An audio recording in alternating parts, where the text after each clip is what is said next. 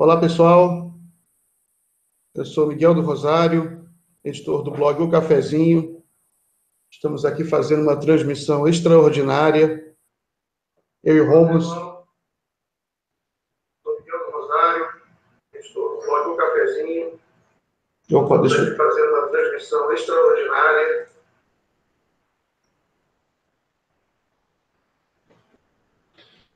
Tive que mexer uma coisa técnica ali. Olá, Yorkshire, Renato Braga, bom dia, Vanessa, Rogério. Então, acabou de terminar a CPMI da JBS, que a gente chama aqui CPMI da delação, né, que foi o primeiro momento na política brasileira em que se discutiu criticamente o problema da delação premiada, o Instituto da Delação Premiada. Foi uma CPI, sim, espetacular. O Vadir Damuz e o Paulo Pimenta, eles conseguiram, através dessa CPI, fazer uma crítica embasada, substanciada, com argumentos e documentos ao Instituto da Delação Premiada no Brasil, que é muito recente. Na realidade, ele começou a ser posto em prática após o final de 2013, né? Apesar dele ter sido aprovado antes, só foi sancionado pela presidenta da República, Dilma, no final de 2013. Na minha opinião, foi um erro dela sancionar sem um processo de regulamentação mais elaborado, e virou uma zona no Brasil, virou uma zona. Essa CPMI trouxe, por exemplo, numa das audiências públicas, professores universitários, juristas, que destruíram a delação premiada. A gente está tentando conectar aqui o Vadir e o Paulo Pimenta. A gente tinha combinado que eles viriam para cá agora. Só que na última hora começou a ter alguns problemas de conexão com eles. Eles estão lá em Brasília, tentando falar com a gente, para a gente colocar eles aqui em linha. Só que eles estão enfrentando algumas dificuldades. Enquanto isso, eu vou falando para vocês qual é a linha do... Miguel. Opa! Eu vou realmente, com o Paulo Pimenta está difícil, ele está no táxi, no caminho para o aeroporto, e ele não está tendo uma dificuldade técnica de falar com ele. Ele sugeriu da gente tentar falar com o Vadir Damuz. Então, eu vou sair daqui do Hangout rapidinho, ligar para o Vadir Damuz e ver se ele consegue entrar com a gente agora, tá bom? Já volto, já. Tá bom, beleza, tá ótimo. Tá ótimo. Então, é isso. O Rômulo está tentando falar com o Vadir Damuz agora, para a gente colocar ele em linha, para ele falar sobre a sua opinião sobre esse final da CPMI. Tem uma análise política aí muito interessante, que é o seguinte, que assim, o Vadir Damuz e o Paulo Pimenta aproveitaram uma contradição dentro do golpe, que foi o deslize do Janot, deslize entre aspas, né, de querer investigar Tucano e o próprio Michel Temer. O combinado do golpe era focar no PT, né, que assim como a Lava Jato de Curitiba foca no PT. Lula. Aí o pessoal de Brasília, do Ministério Público, muito orgulhoso, não, vamos investigar todo mundo, vamos investigar o Aécio, vamos investigar Michel Temer. Aí aparece aí o cara da JBS com uma gravação do Michel Temer. Aí eles foram para cima do Michel Temer. Aí o que aconteceu? O sistema travou. Né? Michel Temer não pode cair. Michel Temer é o homem do golpe. Então aconteceu exatamente isso. Aí o Michel Temer, o sistema permitiu a criação dessa CPMI, que era uma certa forma para fazer uma crítica à delação que atingiu o Michel Temer, atingiu o Aécio, né? E as delações, o sistema de delação, ele é viciado para todo mundo, inclusive para o Michel Temer, para o PSDB. O sistema de delação premiada é viciado. É viciado. Então, a esquerda não pode entrar nessa. Fulano delatou fulano. Você tem que ter provas. que aconteceu? O Vadio e o Paulo Pimenta aproveitaram essa brecha e começaram a chamar intelectuais de verdade, acadêmicos, da academia, importantes, para fazer uma análise crítica do Instituto de Delação Premiada. E encontraram Tacla Duran, ex-advogado da Odebrecht, que tem provas e argumentos devastadores contra a Lava Jato, contra o Instituto de Delação Premiada, da forma como ele tem sido conduzido no Brasil. O que aconteceu? Aí o sistema travou de novo. Aí o sistema travou de novo. Aí o sistema, não pode haver crítica à Lava Jato. Aí a Globo não noticiou a CPI sai do holofote da mídia. A mídia ela só dá atenção àquilo que interessa a ela, a narrativa central do golpe. Entendeu? Aí a mídia parou de mostrar a CPMI da JBS. Parou. Quando ela viu que ela tinha se transformado numa Miguel, opa, Miguel, a gente está na linha com o deputado Paulo Pimenta, só o áudio, a gente conseguiu fazer pelo menos isso. Ele está a caminho do aeroporto, ele não vai poder falar muito com a gente, está inclusive falando nessa deferência, falando com a gente do táxi, que ele vai viajar. Deputado Paulo Pimenta, o Miguel do Rosário estava falando aqui com o pessoal que está nos assistindo, que a CPMI da JBS, ou também conhecida como a CPMI da Fábrica de Delações, acabou de ser encerrada. E a gente acompanhou a atuação sua, deputado Vadir Damus, lá muito atuante, e a gente queria saber qual a avaliação que vocês fizeram dos resultados dessa CPMI. Miguel, verdade. Opa. Miguel, a gente está na linha com o deputado. Ter uma solução técnica melhor e espero que o pessoal esteja... Ih, está cortando a ligação. Ih, não dá. Caramba. É porque ele deve estar em trânsito, né? Mas quando surgiu essa CPMI, ela tinha, com certeza, outros propósitos e nós conseguimos avançar em temas, em questões que até então ninguém tinha investigado no país. E essa indústria das delações e as conexões que existem dentro do Ministério Público Federal, da Polícia Federal, setores de advocacia, trazendo a conhecimento público um conjunto de informações e fatos que até então eram absolutamente pouco conhecidos. Perfeito.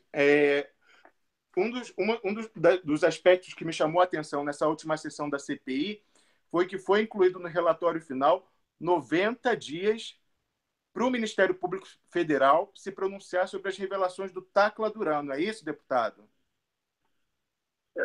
Todos os documentos, os áudios, né, os depoimentos que foram dados da CPI serão remetidos para o Ministério Público Federal, solicitando que sejam adotadas as medidas jurídicas necessárias e legais para que se instaurem investigações a respeito desses fatos. Evidentemente, dentro dessa documentação existe o depoimento do Tacla Duran, os documentos que ele apresentou, e na medida que tudo isso for remetido para o Ministério Público Federal, eles terão que ter um posicionamento. Né?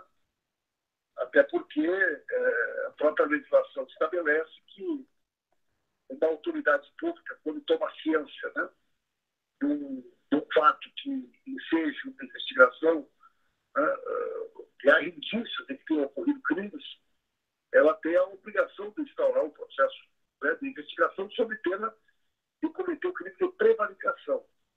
Então, todos os documentos, todos os relatos, todas as acusações feitas pelo Tacla Duran terão que ser objeto de uma investigação pelo Ministério Público Federal.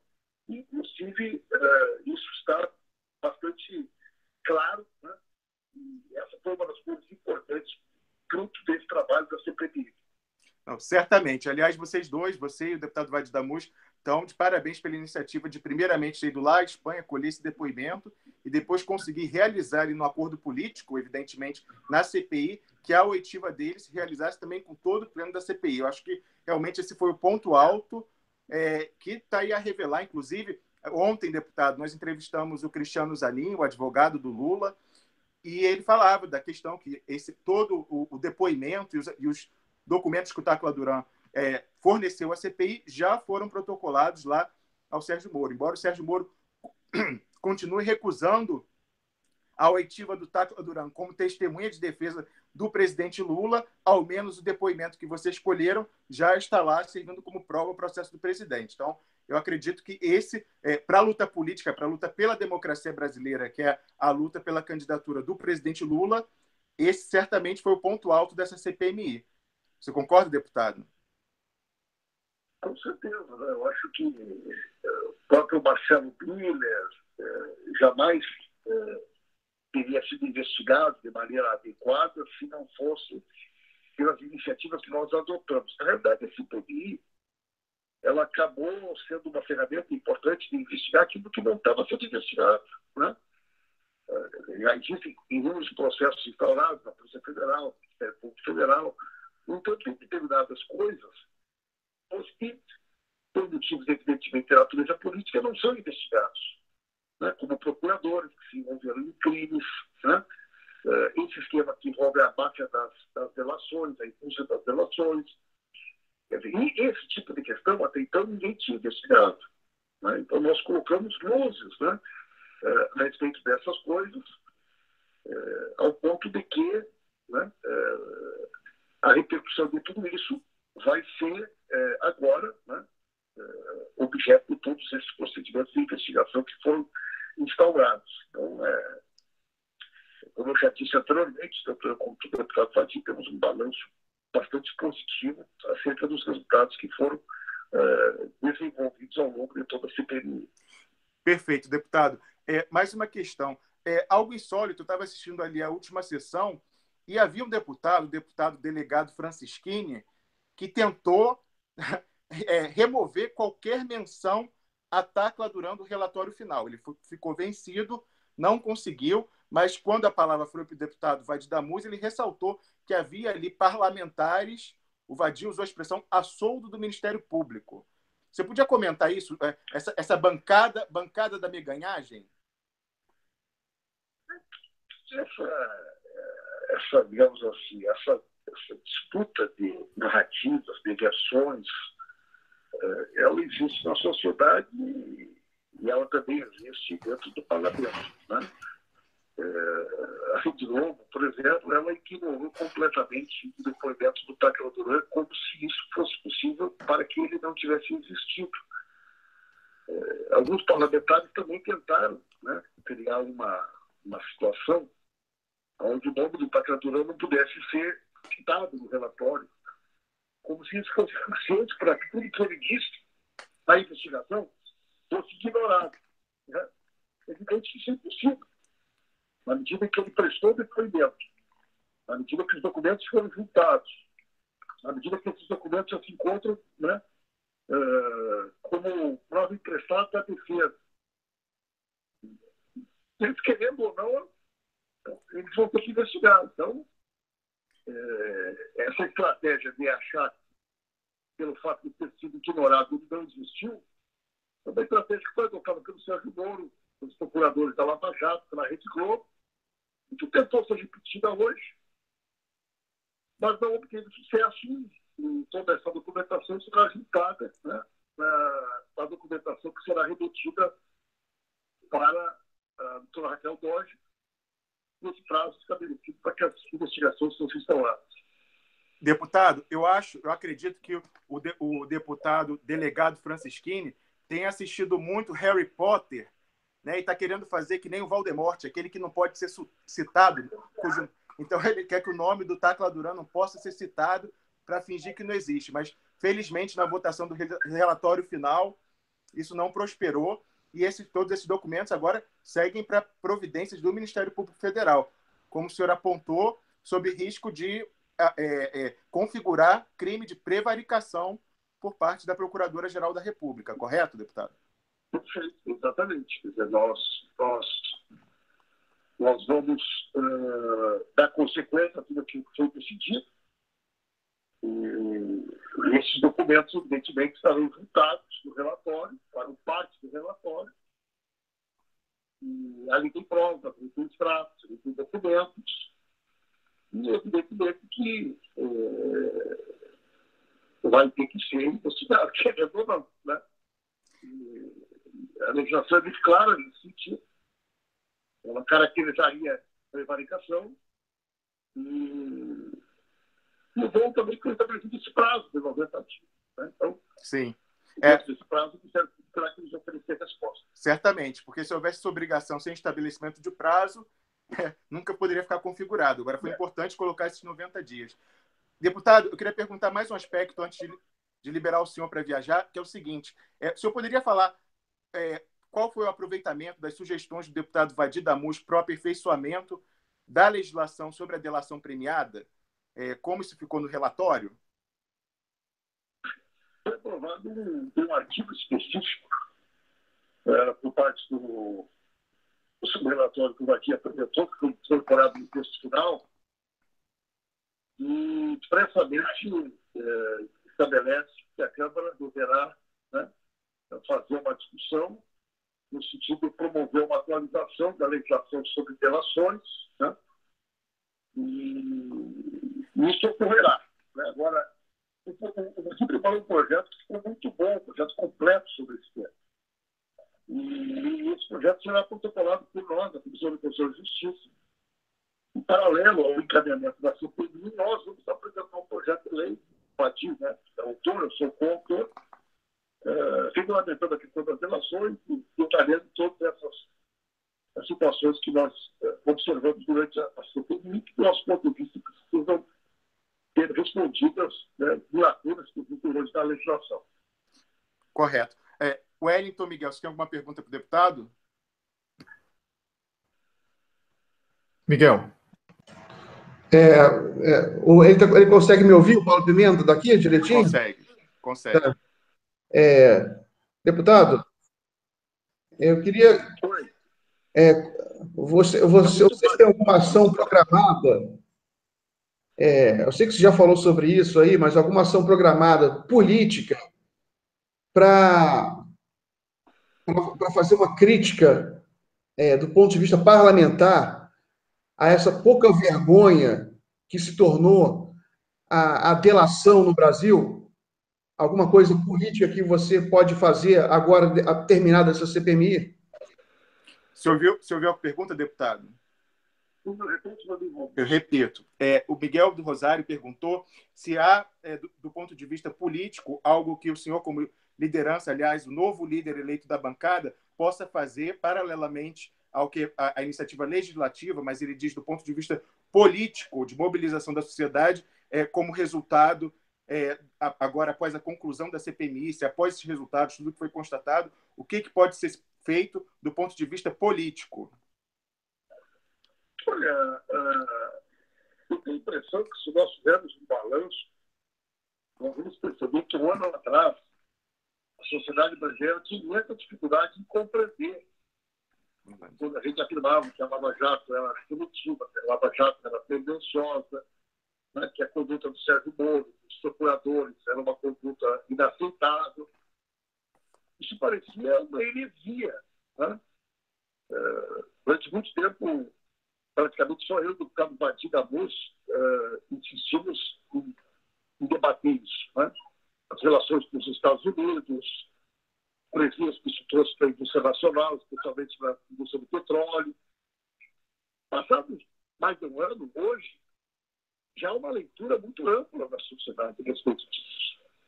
O nível de confiança absoluta que existia com relação a essa figura, né, protegida pela Rede Globo e pelos Golden Boys de Curitiba, como eu costumo chamar os procuradores, já não existe mais. E essa pergunta foi uma ferramenta importante para isso. Não só para a Durão, mas uma série de depoimentos de juristas que estiveram lá, falando sobre o Estatuto da Delação. Todos os juristas que foram lá, né, falaram sobre isso. Sérgio Moro foi convidado ao 15. Daniel foi convidado ao 15. Né? O Gilmar Mendes foi convidado ao 15 da CPI. Então, a instituição amplia essa leitura, né?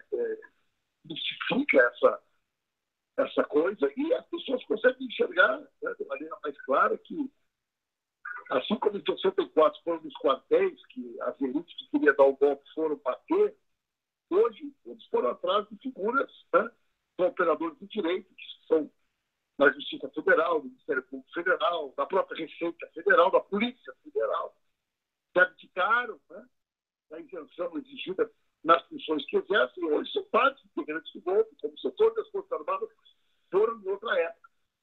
Então, hoje ninguém mais tem tudo. Né? Sérgio Moro é uma figura que tomou partido, né? A Lava Jato funciona quase como um partido político. Correto. E, aliás, complementando o que o senhor está dizendo, deputado, realmente Sérgio Moro tomou partido e ele já tem rejeição de político. É o único caso no mundo em que nós temos um juiz que tem rejeição já em pesquisa de opinião de mais de 40% da população. Então, realmente, é como o senhor disse, a batalha, a disputa por narrativa realmente venceu. Foi um avanço político, eu concordo com a avaliação do deputado, de que hoje a Lava Jato foi desmoralizada em grande parte pelo trabalho da CPI. Deputado, eu tenho mais uma pergunta. O senhor é do Rio Grande do Sul, e nós sabemos que lá o TRF marcou o julgamento do presidente Lula para o próximo dia 24 de janeiro. Eu queria saber o que as lideranças políticas do PT, em especial o senhor do Rio Grande do Sul, estão planejando para colocar a pressão popular, mostrar o quanto o povo quer votar em Lula e vai exigir esse direito. Eu vou estar no Rio Grande do Sul nesse final de semana. Né? Já está ocorrendo um debate no âmbito da Frente Brasil Popular,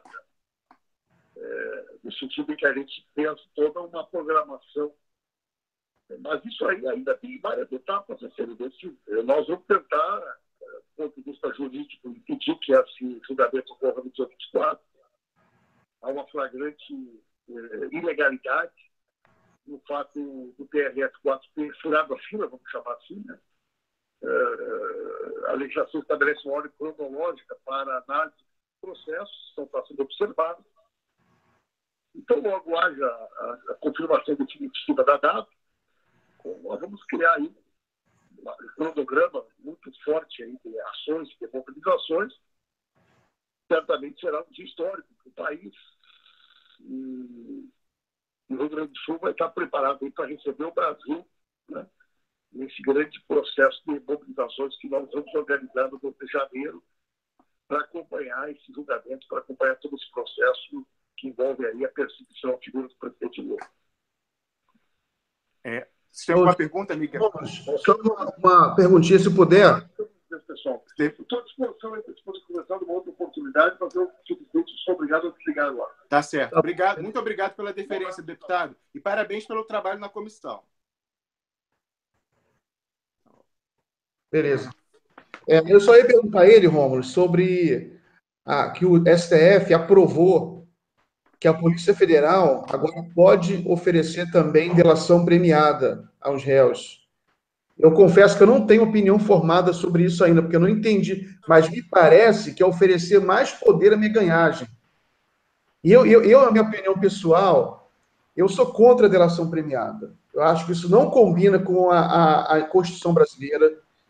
Você não tem delação premiada na Europa, você só tem delação premiada nos Estados Unidos. E a gente copiou essa delação premiada e piorou o processo, porque nos Estados Unidos, se vazar, é cancelado, sabe? Porque você não pode transformar a palavra de réus confessos em motivo para atingir políticos, atingir empresários, atingir pessoas. Isso aí não tem sentido, né? E o Estado não pode se equiparar a um delator. E outra coisa é que nos Estados Unidos a delação premiada ela é feita concomitantemente ao acordo de leniência. O cara, se você é um empresário, você faz um acordo e a empresa é assegurada. Aqui não, aqui destrói tudo. Como é que a JBS foi destruída também? O Odebrecht destruída, a Petrobras destruíram tudo, sabe? E eu fico bobo de ver a ignorância. Por exemplo, a JBS... Até o Eugênio Aragão, eu entrevistei o Eugênio Aragão, é uma coisa impressionante. Agora, a gente tem que ver, vocês acabaram de fazer um programa, né? Eu quero ver a opinião mas deixa eu terminar de falar, então. O Eugênio Aragão, lembrando que a JBS é uma multinacional. Então, eles destroem, na realidade, a JBS aqui no Brasil, mas ela está forte nos Estados Unidos. Lá eles deram... Lá Lá ele não foi preso lá. Lá os irmãos Batista foram recebidos com tapete vermelho, entendeu? Conseguiram todos os acordos de leniência lá. Ou seja, a JBS foi destruída aqui no Brasil. As empresas são destruídas aqui no Brasil. Né? Lá, como é multinacional, era importante lá eles mantiveram, asseguraram, inclusive o dinheiro deles foi todo para lá. Né? Então isso é triste. Gente, Miguel, só complementando o que você está dizendo, antes do Wellington falar, é o seguinte, a JBS construiu um império global na produção de proteína animal. E esse império ele foi construído com empréstimos do BNDES. A gente pode criticar ou concordar, enfim, tem pessoas que defendem os campeões nacionais, pessoas que são contra, isso é outro debate. Mas algo que eu acredito que com o que ninguém concorde foi eles construírem um império global com dinheiro do Estado brasileiro e construírem a holding nos Estados Unidos para os Estados Unidos ficarem sendo os acionistas controladores de todas as empresas estrangeiras, foram compradas com o dinheiro do Estado brasileiro e o lucro ir para lá, ser tributado lá, pagar imposto lá. tem razão, E a JBS do Brasil, que era a holding, virou subsidiária. Hoje em dia, a americana é a holding e a dona do Brasil. Então, o lucro é remetido para os Estados Unidos. Então, certamente foi uma lambança essa operação, porque o BNDES deveria ter colocado uma golden share, garantia de que não seria desnacionalizada. Assim, essa operação, independentemente de a gente ser a favor ou contra o campeão nacional, a operação de construção da JBS, como foi feita, foi uma lambança. Fala, Wellington. Olha, é o seguinte, eu ia fazer uma pena que ele saiu, uma pergunta ao Paulo Pimenta. Essa coisa da narrativa eu considero também muito importante. O Rômulo destacou, eu acho que o Miguel também concorda, todos nós concordamos, porque quebrar esse mito de que a Lava Jato é o combate à corrupção, isso era indispensável. Acontece que isso não aconteceu por Tacla Duran apenas.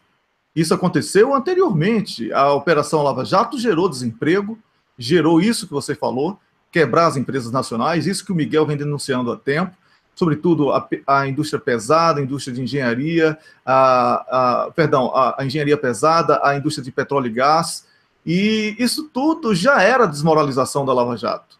Agora, Tacla Duran apenas mostrou que eles são ladrões pequenos, são caras que vendem sentença, são caras... Não é que eles são aquilo que eles disseram que não eram.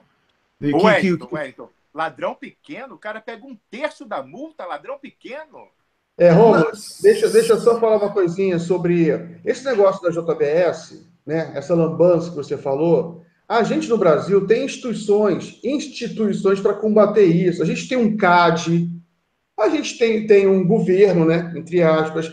Era só o CAD baixar um decreto obrigando a JBS a manter o capital no Brasil, esse tipo de coisa. Do ponto de vista do BNDES, né? Do ponto de vista político, pode ser um lambança, do ponto de vista do BNDES, ele emprestou dinheiro, a JBS foi lá para 10ª tanta empresa em volume de financiamento, outras empresas ganharam muito mais, brasileiras inclusive, né? Mas tudo tinha solução, você não precisa destruir, fazer... A solução não é pela polícia, não é com a meganhagem. O CAD baixava um decreto... Você vê que toda a história dos Estados Unidos, do capitalismo americano, sempre teve esse embate contra os monopólios lá também. Você sabe que a grande vitória contra o monopólio nos Estados Unidos foi contra o Rockefeller, que dominava aí 99% das refinarias dos Estados Unidos. Aí lá o governo americano conseguiu quebrar o monopólio pela lei antitrust, a famosa lei antitrust, e quebrou, obrigou, e foi muito importante para a economia americana. Então, a JBS... a gente haveria um debate público, o CAD faria um decreto, a JBS seria obrigado a separar os ativos aqui no Brasil, evidentemente, né? Tudo isso tem solução. O que não pode é deixar a solução para a meganhagem, que a meganhagem ela não tem solução para nada. Aí, o que aconteceu? Aconteceu que Miguel, os políticos ficam em crise, você tem descapitalização no setor. Entendeu? Eu gostaria de falar também aí, atenção. Porque... já vou te passar, só para terminar essa coisa do CAD, o CAD seria concorrência. Então, se a gente fosse contra estabelecer um campeão, o CAD deveria quebrar. No caso que eu estou falando, é que o empréstimo que foi dado pelo BNDES, ele deveria ter sido vinculado. O BNDES tinha participação acionária e ele deveria ter preservado o que a gente chama de golden share para evitar a desnacionalização. Quando eles fizeram a reestruturação, eles nunca deveriam ter permitido, então isso é vinculado ao empréstimo, eles nunca deveriam ter permitido que fosse constituída uma holding nos Estados Unidos para ser dona da empresa brasileira e de todos os ativos que eles estavam comprando pelo mundo com dinheiro do Brasil. Isso que eu estou falando que foi a lambança. Então foi no BNDES. A gente não sabe ali se rola mala, o que é, mas enfim, essa foi uma lambança claríssima. Fala, Wellington. Olha, o que me trouxe aqui foi o seu aviso de que o Paulo Pimenta estaria conversando com a gente. Lamentavelmente, eu estava fora de condição, eu cheguei agora aqui, entrei, caí de paraquedas, e ele saiu antes da minha pergunta. Só que no último comentário dele, ele falou sobre nós ainda vamos reunir, ainda existe uma possibilidade jurídica, porque é totalmente irregular. Olha, é o seguinte, Rômulo, eu falei ontem ao doutor Zanin aqui, não é uma questão mais jurídica, ou o PT cai na real, que tem que começar agora a criar uma grande base, e não é uma base de petista, é uma base de gente que quer a democracia no Brasil. Então, se o Paulo Pimenta assume uma liderança agora do partido e está falando que ainda vai esperar que a justiça... Meu irmão, é o seguinte, política na veia. Não pode ser diferente, é política na veia. Não tem justiça no Brasil, esses caras estão fazendo política, e o que é pior, eu recebi há pouco, enquanto eu estava vindo para cá, eu recebi uma ligação de uma fonte muito boa de que existe uma clara orientação do mercado financeiro internacional e dos Estados Unidos da América, incluindo aí o Fundo de Investimento da Noruega, para prender Lula. A ordem é prender Lula. Então não tem esse negócio de ficar... Os caras estão determinados. Eles já têm uma meta a cumprir. Eles são hoje reféns das ordens que chegam dos Estados Unidos e do capital financeiro. Vão esperar dessa justiça? Que justiça? Que justiça é essa que eles vão esperar? Se não chamar o povo agora, não vai chamar a tempo. E aí, vão prender Lula, e eu quero ver quem é que vai botar a cara do lado de fora para chamar povo, com Lula preso. Tem que evitar a prisão. Tem que desmoralizar e debater política agora. Não existe justiça no Brasil, existe política. Gilmar Mendes é político. É um cara que liga para senador para articular votos. Tem gravações provando isso que eu estou falando, que foram vazadas. Não podemos aqui tratar esse judiciário com respeito, porque eles não se respeitam. Esses caras não se respeitam e não respeitam a gente. Não dá para acreditar nessas instituições representadas por essas pessoas, Miguel. É absurdo. Vamos reunir ainda para ver como é que fica, porque existe isso. Se for com juridiquês, vai ser a história de Dilma Rousseff de novo. Vai entrar com a petição, vai entrar com apelação, vai entrar com... A gente ficou sabendo de tanto termo jurídico, ficava parecendo que todo mundo era advogado. Meu irmão, eu quero saber de voto, quem foi eleito e quem é que está sendo o dono do Brasil hoje, certo? A gente tem que debater política. Tem que debater política. Não dá para ficar nesse papo furado de justiça, apelo. Está sendo uma ótima para advogado e para universidade de curso de direito, porque parece que no Brasil só é. Se você não é advogado, você está frito. A gente tem que falar de política, Miguel. Está errado. Paulo Pimenta está errado. Quem não estiver falando agora de política está errado. Eu queria falar isso com ele aqui. Não pode ficar apelando. Isso aí é para doutor Zanin. Você não é advogado. Você tem que chamar a base imediatamente. Tem que deixar a base fervendo, assim, ó. Se o doutor Zanin conseguir, aí baixa o fogo. Mas tem que estar ali, ó. O tempo todo, fervendo. Não dá para ser diferente. Não perceberam que o Brasil está sob ataque? O Brasil está sob ataque. Porra, isso é absurdo. Um político não ter esse nível de consciência até agora. Wellington, estou esperando o quê? O seu alerta é corretíssimo, assina embaixo, mas a justiça seja feita. O deputado falou essa questão jurídica, mas ele falou que já está em conversa lá para mobilizar e fazer uma forte recepção, lá receber o Brasil no Rio Grande do Sul. Então, ele sendo dono da casa, digamos assim, eu acredito que ele vai estar, e agora líder da bancada do PT, eu acredito que ele vai dar na ponta de lança ali da organização dessa pressão popular. Mas eu concordo totalmente com o que você disse. A gente tem reforçado aqui várias vezes que a defesa técnica é importante, mas para dar como se fosse a desculpa. Hoje o Brasil é assim, para dar a desculpa jurídica para a solução que é política. Então, assim, a gente tem que fazer o recurso para quando chegar lá em Brasília, a gente cercar aquilo ali com 100 mil pessoas e falar, vai fazer o que está escrito na lei, sim. Não vai ter jeitinho. Então, é importante, mas, como você falou, vamos deixar para o doutor Zanin, que está fazendo com muita competência o trabalho dele. Agora, os políticos não têm que falar de recurso. Os políticos, concordo com você, os políticos têm que botar a pressão, porque o que vai resolver isso é política. O direito é a desculpa. É a desculpa.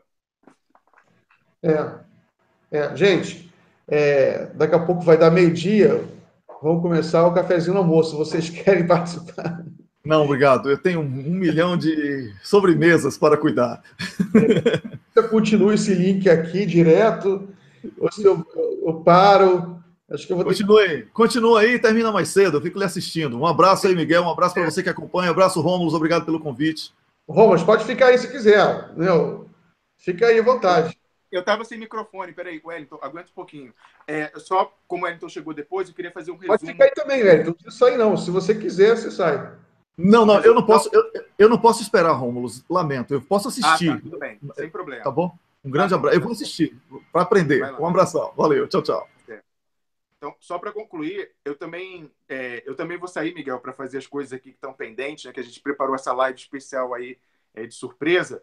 Mas vamos resumir, né, a conversa que a gente teve, porque a live foi chamada para conversar sobre o encerramento da CPMI da JBS. Ela acabou de ser encerrada e, então, a gente chamou os deputados Vadir Damus e Paulo Pimenta para falar com a gente conseguiu falar com o Paulo Pimenta, não conseguimos falar com o Vadir, mas a opinião dele converge, ele conversou com o Vadir, eu tinha falado com os dois antes de entrar no ar, e eles veem como assim, muito positivo o resultado da CPMI da delação, da fábrica de delações, né? CPMI da JBS, porque eles conseguiram várias conquistas que eram importantes para o nosso campo, para o avanço contra a meganhagem. Eles avançaram na luta para mostrar a politização, então, principalmente, né, com os depoimentos de procuradores como o Marcelo Miller, ali não tanto uma motivação política, já que eles atiraram por todos os lados, mas pecuniária mesmo. Ali a gente vê a corrupção na veia do MPF. E em Curitiba, também, com o depoimento do Tacla Duran, a gente vê que estão sendo utilizados instrumentos de Estado, a prisão, para extorquir vítimas, extorquir empresários corruptos, com um percentual altíssimo, que nunca se viu. Os caras embolsam 30% do valor da multa. Como eu já tive a oportunidade de dizer aqui, isso não é a primeira vez que se inventa isso no Brasil. Existem esse esquema de triangulação com advogado, despachante, enfim, quando você tem fiscalização da Receita Federal, por exemplo, você tem uma multa de 100, e aí o fiscal fala assim, olha só, em vez de pagar a multa de 100, eu vou te colocar uma multa de 10, mas você me paga 5 por fora. Entendeu? Então, de 100, o cara pagou 15. Agora, então isso existe. É achar que é ilegal, é crime, mas é algo que existe, infelizmente, no Brasil. Agora, lá na Lava Jato, os caras eram fominhas. Então, assim, eles embolsavam 30% do valor da multa, que, repetindo, era dinheiro público. Então, o Estado tinha que, no caso do Tacla Duran, o Estado tinha que receber 15 milhões, eles falavam, não, você vai pagar no papel 5 milhões só que por fora você vai pagar 5 milhões de dólares para a gente. Então, era assim, o desconto era só de 1/3, e 1/3 ia para a corrupção. E a Lava Jato sempre se gaba de dizer que eles recuperaram 700 milhões de reais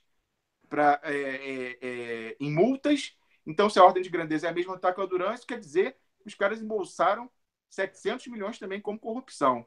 E aí, fora isso, fora essa exposição que é importante para a luta política, como você dizia, Miguel, de mostrar que na luta política, como a gente sabe, o judiciário hoje é um braço político e está lutando contra a classe política, e em particular o PT e o presidente Lula. Mas, fora isso, outra conquista também dessa luta foi o subrelatório do deputado Vadir Damus, tentando corrigir minimamente, como ainda não há espaço político nesse momento para rever, como você dizia, seriamente se deve ou não existir o Instituto da Delação Premiada do Brasil, porque realmente você vê o Estado, né, o Estado virando um negociador, negociando com criminosos confessos. Realmente é um dilema ético. Mas, enfim, há pessoas que defendem que isso torna a investigação mais efetiva. É uma discussão a se fazer, né, a importação desse Instituto. Mas, de qualquer forma, o que não há discussão é da disfuncionalidade do Instituto hoje. Por tudo que a gente ouviu na CPMI, por isso foi muito importante a CPMI, ouvindo Marcelo Miller, ouvindo o Tacla Duran e tudo, foi saber o quão disfuncional é hoje, né? Eles usando distorção, usando de conflitos de interesse flagrantes. Então, e essa questão de poder submeter o réu à prisão e deixar ele lá, ameaçar parentes. todas essas questões. Então, realmente, foi importante o trabalho para dar a força política para agora esse projeto de lei que o deputado Paulo Pimenta mencionou, de autoria do Vadir da Música, com a autoria dele, para alterar essa legislação da delação premiada. Certo, Miguel? Certo. Eu acho que a minha pergunta ao Paulo Pimenta, o som estava meio ruim, é que a delação premiada está posta aí. Está posta. Parece Marina falando, ela está posta.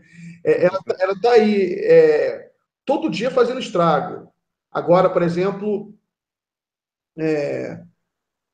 eles querem que a Polícia Federal aceite delação premiada. Essa Polícia Federal aí, essa meganhagem, aceitar delação premiada. Então, os meganhas estão disputando, porque, primeiro, é uma forma de ganhar dinheiro, como a gente já viu, né? Então, um agente da Polícia Federal corrupto pode ganhar um dinheiro com delação premiada, basta ele falar para o cara, ó, eu consigo ajeitar, você conta uma história assim, a gente trabalha junto a história. Mas, enfim, e sobretudo, a delação premiada, como ela tem sido usada no Brasil, ela é um instrumento político, né? Político. Você prende um cara e você fala, ó, ataca fulano, e você vaza. Você vê o caso do Palocci agora, nessa revista, essa última capa da Veja, sobre o Gaddafi teria dado dinheiro para o Lula em 2002, que, segundo o que o Palocci vai falar, é uma coisa assim surreal, porque os vazamentos agora acontecem antes do cara falar. Vaza o que o cara vai falar.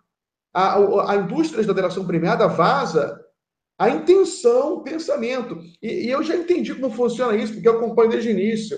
Faz parte da pressão, entendeu? Você tem uma pressão com os advogados corruptos, da panelinha da Lava Jato, com os procuradores. Corruptos também, né? Aí fica naquela pressão, o negócio é o seguinte, tem que vazar alguma coisa contra o PT. Vazar alguma coisa contra o PT. Mas não tem nada, inventa qualquer coisa aí. Aí beleza. Aí o advogado conversa com o cliente, e aí o advogado insiste, o advogado pressiona o cliente a contar a historinha que o procurador falou para o advogado. Eu vi isso o tempo inteiro. Aí vaza uma coisa qualquer, que nem o cliente às vezes nem queria, o advogado vaza, entendeu? Que o fulano queria contar isso. Aí aquilo vem para a mídia, aí o advogado chega para o cliente, ó, tem que confirmar essa história, já vazou, mas eu não queria falar isso. Vazou, sabe? Miguel. Se não falar, você vai ser preso, vão prender sua filha, sua mulher. É todo um esquema. Mas então, isso que você está falando, perfeitamente, concordo com o que você disse, mas em relação à motivação política, aquela coisa que o Dallagnol falou, que a Lava Jato tinha que ter mais fases que o jogo Candy Crush, que era para manter o noticiário quente, então ele vai no PT. Mas tem preocupação mais comezinha, que também se relaciona a isso. Eles fazem esse esquema de vazar minuta, e sempre assim, né? Tem versões sucessivas. Aí tem uma coisa, depois sai, depois entra, que é o seguinte, é o esquema do achaque também. Porque eles jogam isso na mídia, e como eu falei, por isso que a Globo e a grande imprensa fazem parte do esquema do achaque. Porque eles são fundamentais. É com o vazamento dessas minutas que eles atraem os próximos achacados. Porque eles colocam uma pessoa e falam assim, olha, ele delatou, então, o Paulo Roberto Costa delatou o Renato Duque. E aí o Renato Duque, para não ser preso e ter a família lá, a filha, tal, não sei o quê, vai procurar o advogado da panelinha para fazer o acordo. E aí, assim, eles vão jogando aí vai o próximo.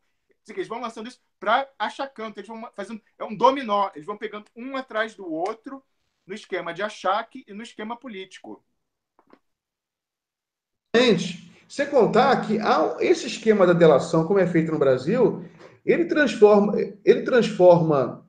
dá ao delator a oportunidade de continuar roubando mesmo preso, continuar ganhando dinheiro. Você vê o Eduardo Cunha. É óbvio que ele está ganhando dinheiro mesmo preso. Ele está ganhando dinheiro. O delator, quando ele entra no jogo legal, quando ele conhece o jogo, tipo Youssef, tipo Cunha, quando é um cara malandro mesmo, o cara entra no jogo, o cara ganha dinheiro. É só o cara passar recado via advogado, é o seguinte, ó, fala para fulano que se ele não depositar 3 milhões de dólares amanhã na conta da minha esposa, lá na Ilha de Caimã, eu vou inventar uma coisa aqui contra ele. Não importa se é verdade ou se é mentira. Não importa mais. O cara fala uma coisa e aí até o político conseguir negar aquilo, já era. Porque a delação virou verdade, entendeu?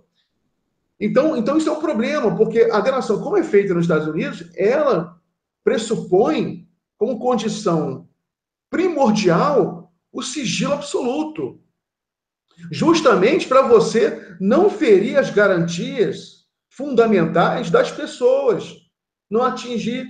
Imagina se houvesse essa bagunça nos Estados Unidos. Imagina. Qualquer delatorzinho lá delatava o presidente da República, o presidente da General Motors. O cara falava, não, o presidente da General Motors, ele pagou propina para o presidente da República. Não tem... Essa zona, evidentemente, não poderia acontecer. Uma coisa que eu faço questão de reiterar em Rômulus, que eu acho que a mídia brasileira, ela, evidentemente, que ela é culpada de tudo, dessa confusão, que é o seguinte, nos Estados Unidos, as pessoas não perceberam isso ainda, nos Estados Unidos não existe Ministério Público. O Ministério Público, ele é um departamento, ele está dentro do Departamento de Justiça dos Estados Unidos. O presidente da República nomeia os procuradores. E a população vota. Não existe como corporação autônoma. Miguel, não existe isso. Então, ele não tem esse poder. Se o procurador fizer uma merda dessa, ele é demitido no dia seguinte. Aqui não pode ser demitido. Entendeu a diferença? Eu ia falar, o presidente nomeia e demite. Exatamente, nomeia e demite. Ele pode demitir a hora que quiser. Então, se o procurador entra numa conspiraçãozinha dessa, que são conspirações, entendeu? Só que toda conspiração existe na política no mundo inteiro. Só que os países, eles têm os governos têm instrumentos para cortar essas conspirações na raiz, entendeu? Aqui não, aqui os conspiradores, você não tem como combater a conspiração. Você tem, esses procuradores são todos conspiradores. Por exemplo, Carlos Fernando Santos Lima, ele lá atrás, não sei se você lembra, lá atrás, quando pegaram Cachoeira, lá atrás, ele estava junto com um colega, e eles falando para o Cachoeira, você tem que falar alguma coisa contra o Dirceu, porque a gente quer derrubar o governo Lula. Lá atrás, antes do mensalão, essa turminha que já quer ficar derrubando o governo. Eles não têm responsabilidade, eles não sabem a catástrofe que é, num país da dimensão do Brasil, você ficar fazendo conspiração para derrubar governo. Isso é coisa de país de ilhazinha do Caribe, entendeu? No Brasil, é evidente que o Brasil precisa de estabilidade. Quem não gosta do governo, espera 4 anos e elege outro. Agora, o Ministério Público, na minha opinião, para mim agora está muito claro que ele tem que perder sua autonomia. Tem que perder sua autonomia. Porque você não pode entregar o poder na mão de uma almofadinha fascista, o poder que eles têm. Sem contar, Rômulas, sem contar a corrupção do Ministério Público. Que isso aí a mídia sempre blindou. Eu tenho amigos meus que trabalharam no Ministério Público aqui no Rio de Janeiro e falaram, Miguel, é muito corrupto, você não imagina. E sabe o que eles fazem? Porque como eles trabalham com denúncia anônima, o que é um absurdo, né? A PEC 37 iria moralizar isso, o procurador manda um boy dele ir lá na esquina do orelhão, ligar para o Ministério Público para registrar o telefonema contra um dono de restaurante. É o seguinte, aquele restaurante ali tá com problema. Aí o cara chega lá, bate no restaurante e fala o seguinte, o seu restaurante aqui está com problema. Eu recebi uma denúncia anônima. Como é que a gente vai fazer? Né? Aí entra aqueles esquemas de 100 mil reais, 200 mil reais. É muito corrupção, porque qualquer lugar que não tem controle, qualquer lugar que não tem supervisão, tem corrupção. Qualquer lugar que rola dinheiro tem corrupção. E não é questão que os procuradores são piores do que outras pessoas, sabe? Não existe ninguém é melhor que ninguém. O mesmo ser humano que vira político é o ser humano que vira procurador, que vira juiz. Então, essa história de achar que política é tudo ladrão, beleza. Mas se você acha isso, que política é tudo ladrão, você tem que direcionar essa variação humana para toda a raça humana, porque o político é um ser humano como outro qualquer. Então, para você combater a corrupção, você não tem segredo. Você vai na Suécia, você vê lá, você tem que ter transparência.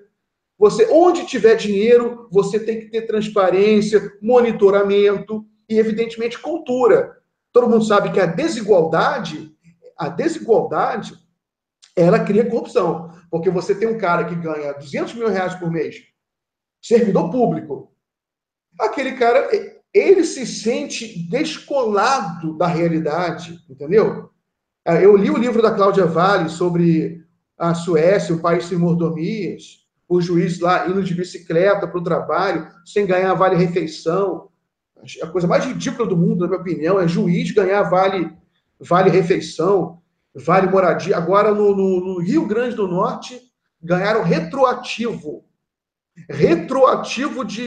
de vale-refeição, de 200, 300 mil reais cada um. Pensa isso, Romas, em plena crise fiscal, com servidores públicos do país inteiro sem receber, zero verba para pesquisa, para tecnologia, estudantes sem receber bolsa. E agora o Fux, esse caso tinha ido à avaliação do Fux, aprovou.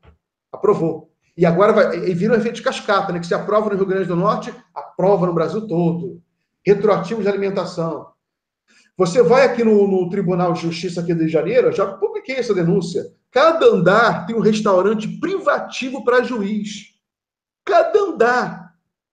É uma coisa completamente idiota. No centro da cidade, que tem o centro do Rio tem 10 restaurantes por quarteirão. Não precisava nem ter restaurante dentro do Tribunal de Justiça.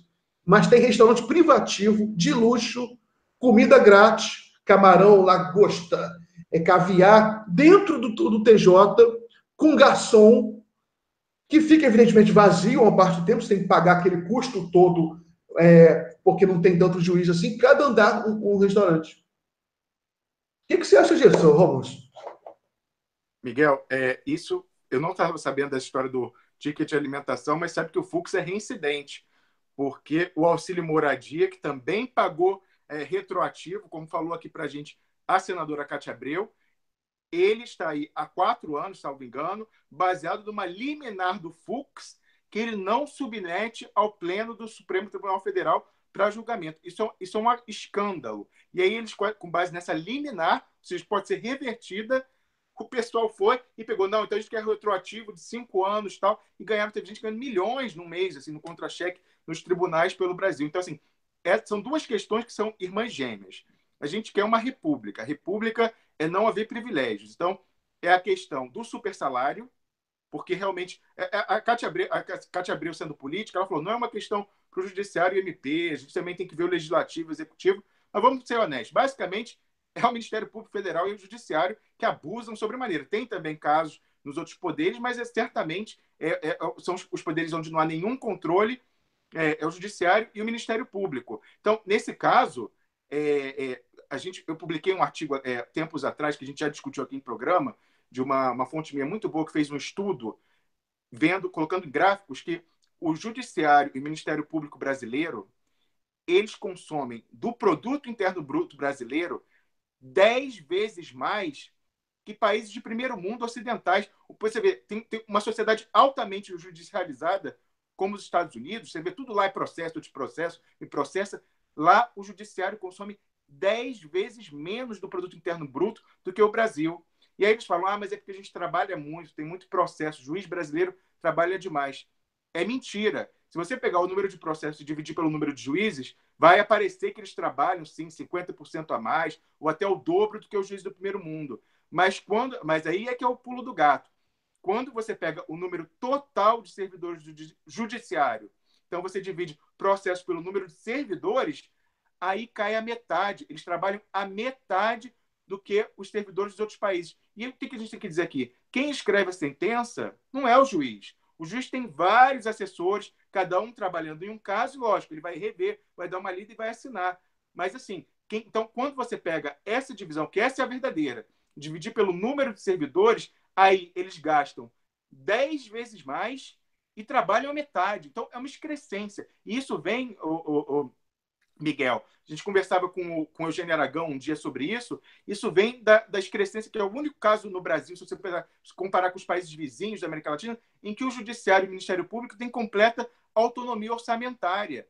Então, eles propõem um orçamento, isso não tem nenhum país vizinho. Então, lógico, o cara vai, como eles têm essa autonomia, eles vão botando, vão aumentando, vão botando auxílio isso, penduricalho aquilo. Paga, você sabe, Miguel, que eles pagam, tem um auxílio para a educação dos filhos até o fim da faculdade, ganhando milhares de reais fora. Assim, é um auxílio atrás do outro, e, claro, quando bota no judiciário, o Ministério Público vai e fala que por simetria, que também é muito questionável esse entendimento, mas são eles que interpretam mesmo, eles que se legislam em causa própria, botam lá em simetria e tudo para o Ministério Público. Miguel, antes de me despedir, eu queria comentar um aspecto que você falou, fundamental, que foi essa história da decisão ontem no Supremo Tribunal Federal. Eu nem cheguei a ver até o final o julgamento, que a gente entrou no Cafeína, eu não vi se já terminou, se está parado, da questão da Polícia Federal poder celebrar acordo de delação premiada também, além do Ministério Público.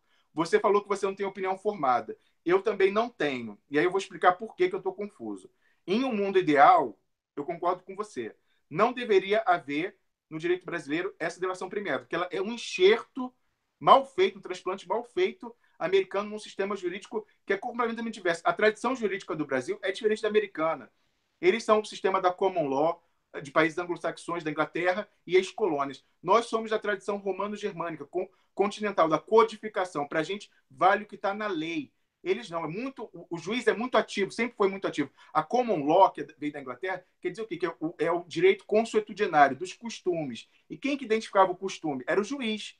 Então, o juiz sempre teve esse papel de ser o legislador de fato nessas sociedades. Isso não é a nossa tradição. A nossa tradição é da codificação. A gente quer tudo escrito na lei, tanto que você vê a diferença entre a Constituição americana, que é quase uma folha, uma pequenininha, sintética, e a brasileira, que ela é analítica, ela é longa, detalhada. Isso é a nossa tradição. Se for olhar a da França, é assim, em Portugal, é a nossa tradição. Então, a gente pegou um instituto da common law, né, do direito consuetudinário, lá dos americanos, e enxertou mal no Brasil. Então, realmente, ela está causando um problema, porque é um conflito sistêmico, ela não era para estar ali. Então, eu concordo com você que a gente tem que, quando houver o ambiente político, repensar se isso deve ser mantido ou não.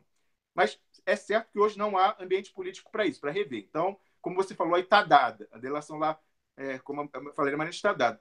Nesse caso, do jeito que está, o mínimo que a gente tem que fazer é baixar uma regulamentação. Então, voltar ao nosso papel de codificador, de legislador da nossa tradição, falar, olha, é assim, o comportamento é assim, protocolo, não pode negociar uma pessoa sozinha, tem que ter 2 ou 3 sempre, negociação tem que ser filmada, isso eu sugeri, tem que ser filmada, todos os entendimentos têm que ser gravados e filmados, e ficar no arquivo. Então, tudo isso, tá? A gente tem que pensar ainda, fazer brainstorm, tudo que tem que ser feito para não poder ser a pessoa presa, para não ser chantageada, todas essas questões aí que estão no subrelatório do deputado Vadir Damus.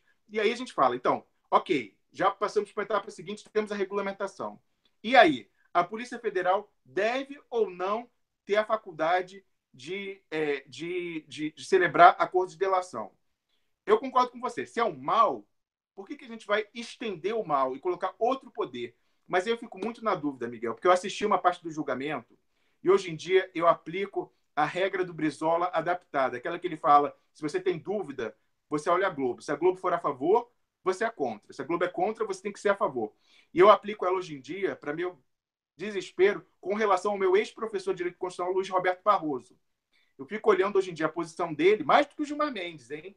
Gilmar Mendes, hoje em dia, tem decisões que são louváveis. Às vezes ele é o único que fala o que todos nós deveríamos estar falando com relação à meganhagem. Mas, enfim, eu olho o Luiz Roberto Barroso e vejo, se ele é a favor, eu devo ser contra. E se ele é contra, eu devo ser a favor. Hoje em dia, eu aplico o Brizola nele. Aliás, porque ele sempre foi advogado da Globo, então se confunde ali.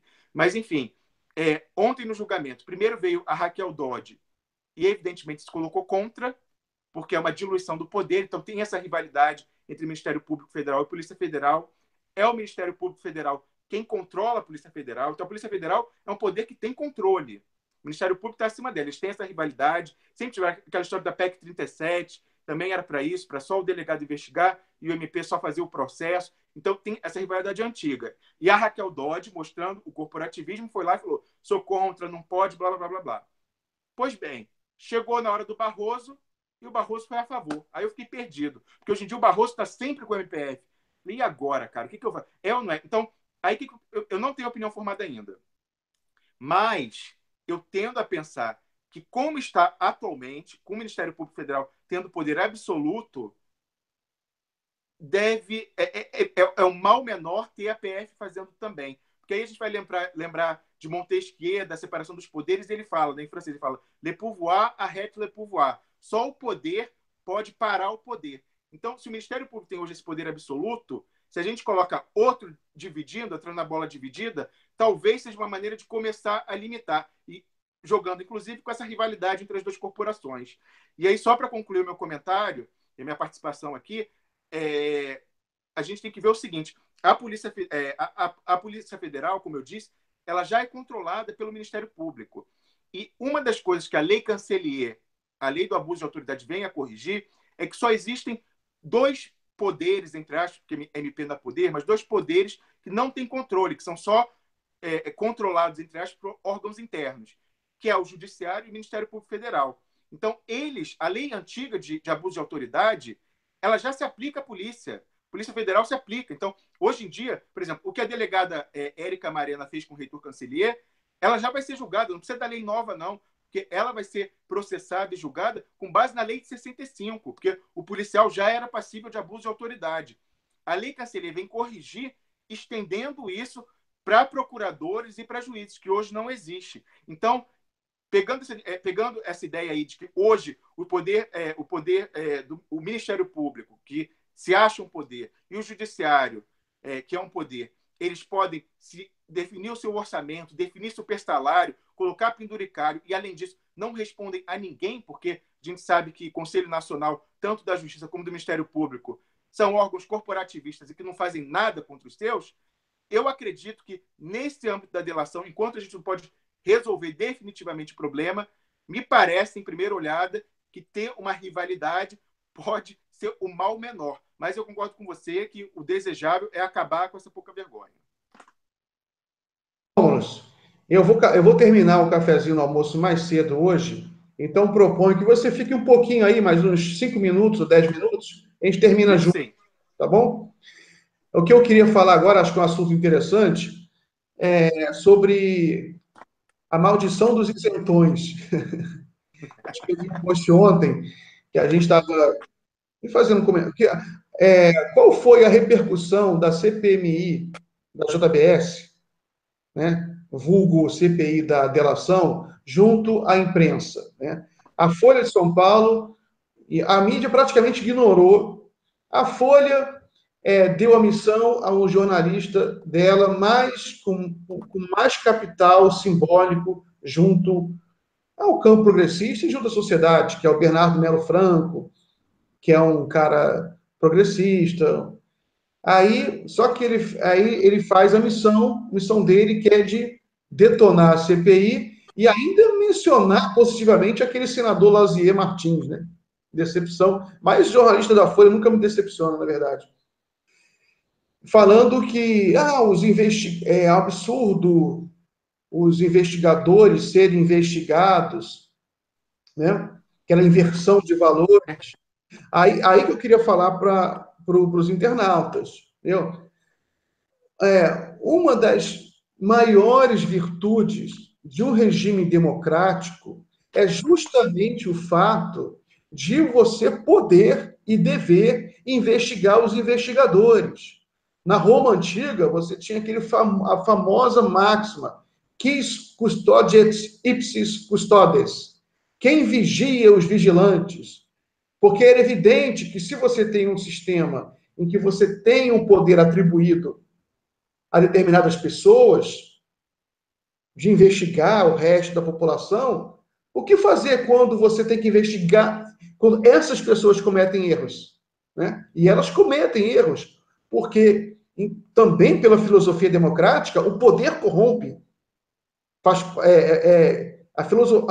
A democracia existe a partir de uma constatação milenar de que o poder corrompe. Isso é natural. Você não sente, você nem sente que está se corrompendo. Você nem sente. O primeiro impulso As pessoas têm a mania de achar que a corrupção é só você levar um dinheirinho aqui por baixo dos panos, carregar a mala de dinheiro. Não, a corrupção não é assim, na verdade.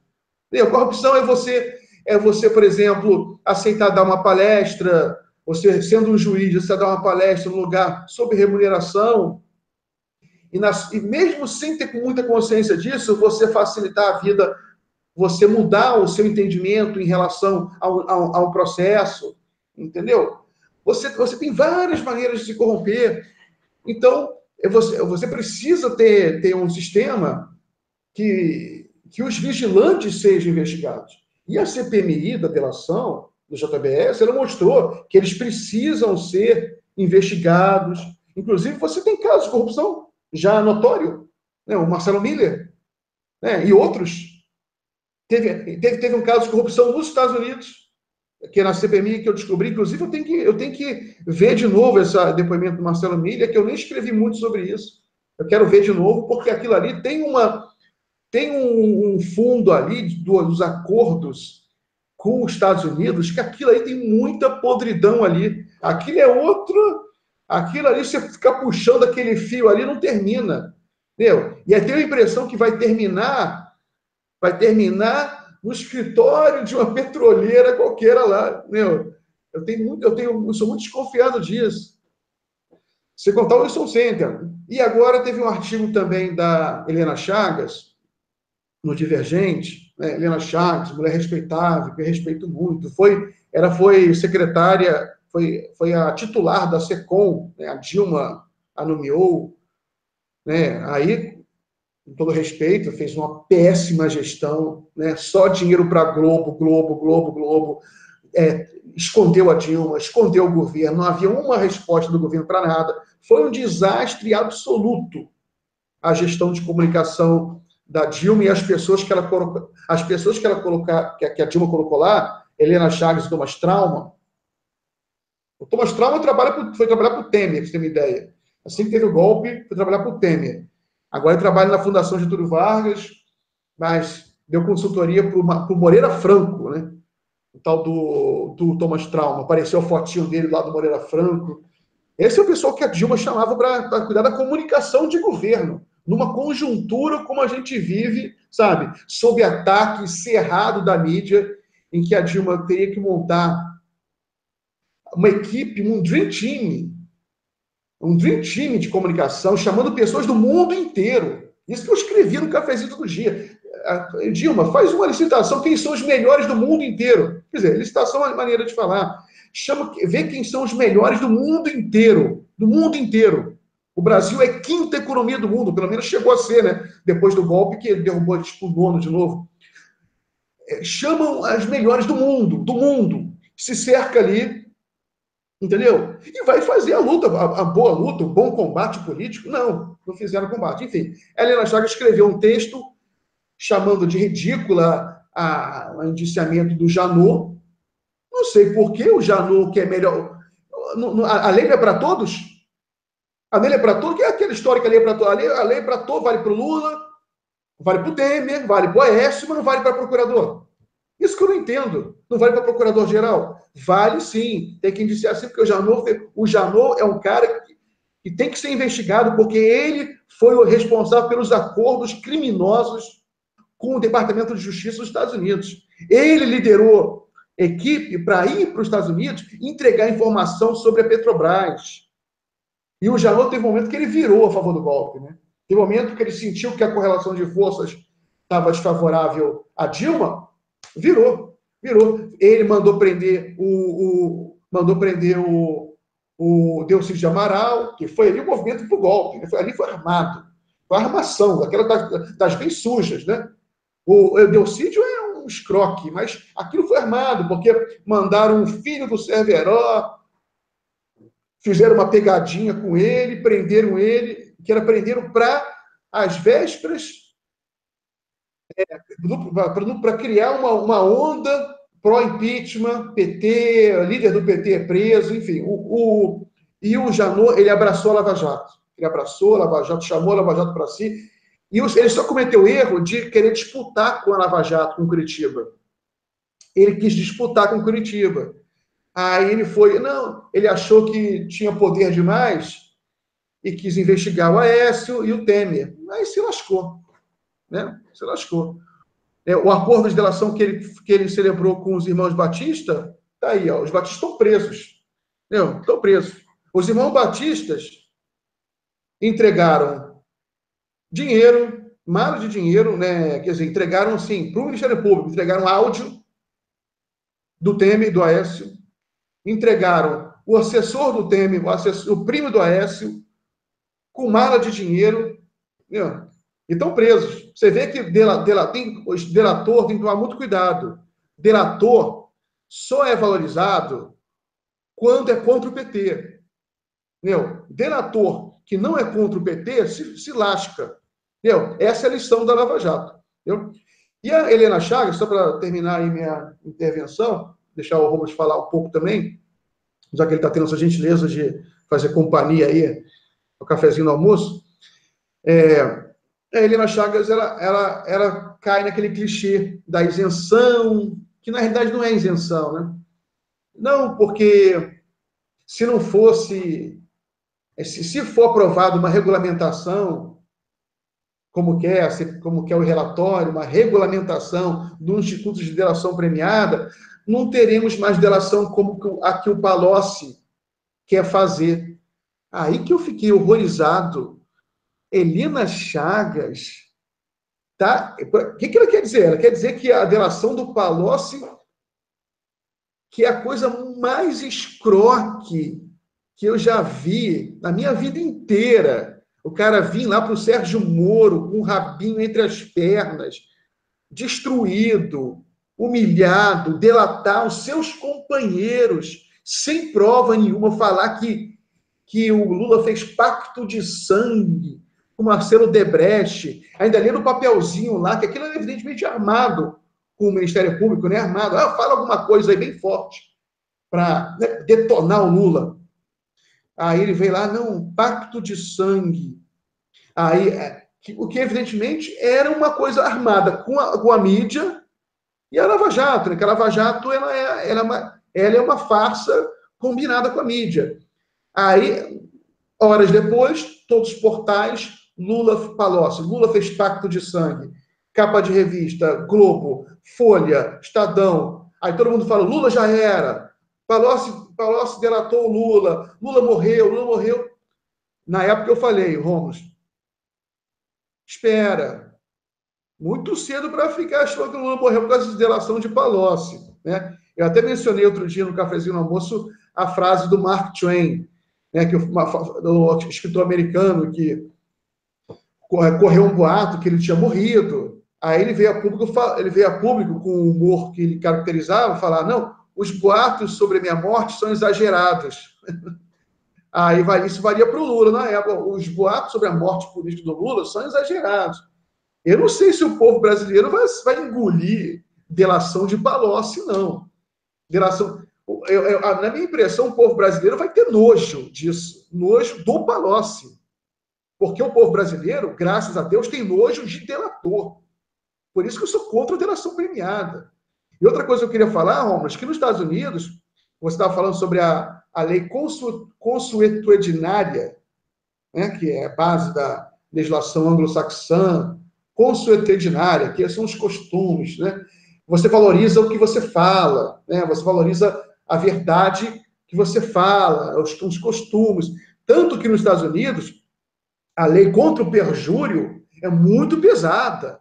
Se o Estado descobrir que você mentiu, você vai 5, 10 anos de cadeia. Você não pode mentir em tribunal. Tanto que a gente assiste essas séries americanas de direito, eles ficam morrendo de medo se eles vão ser obrigados a falar. Tanto que eles não falam, para não correr o risco de cometer um perjúrio.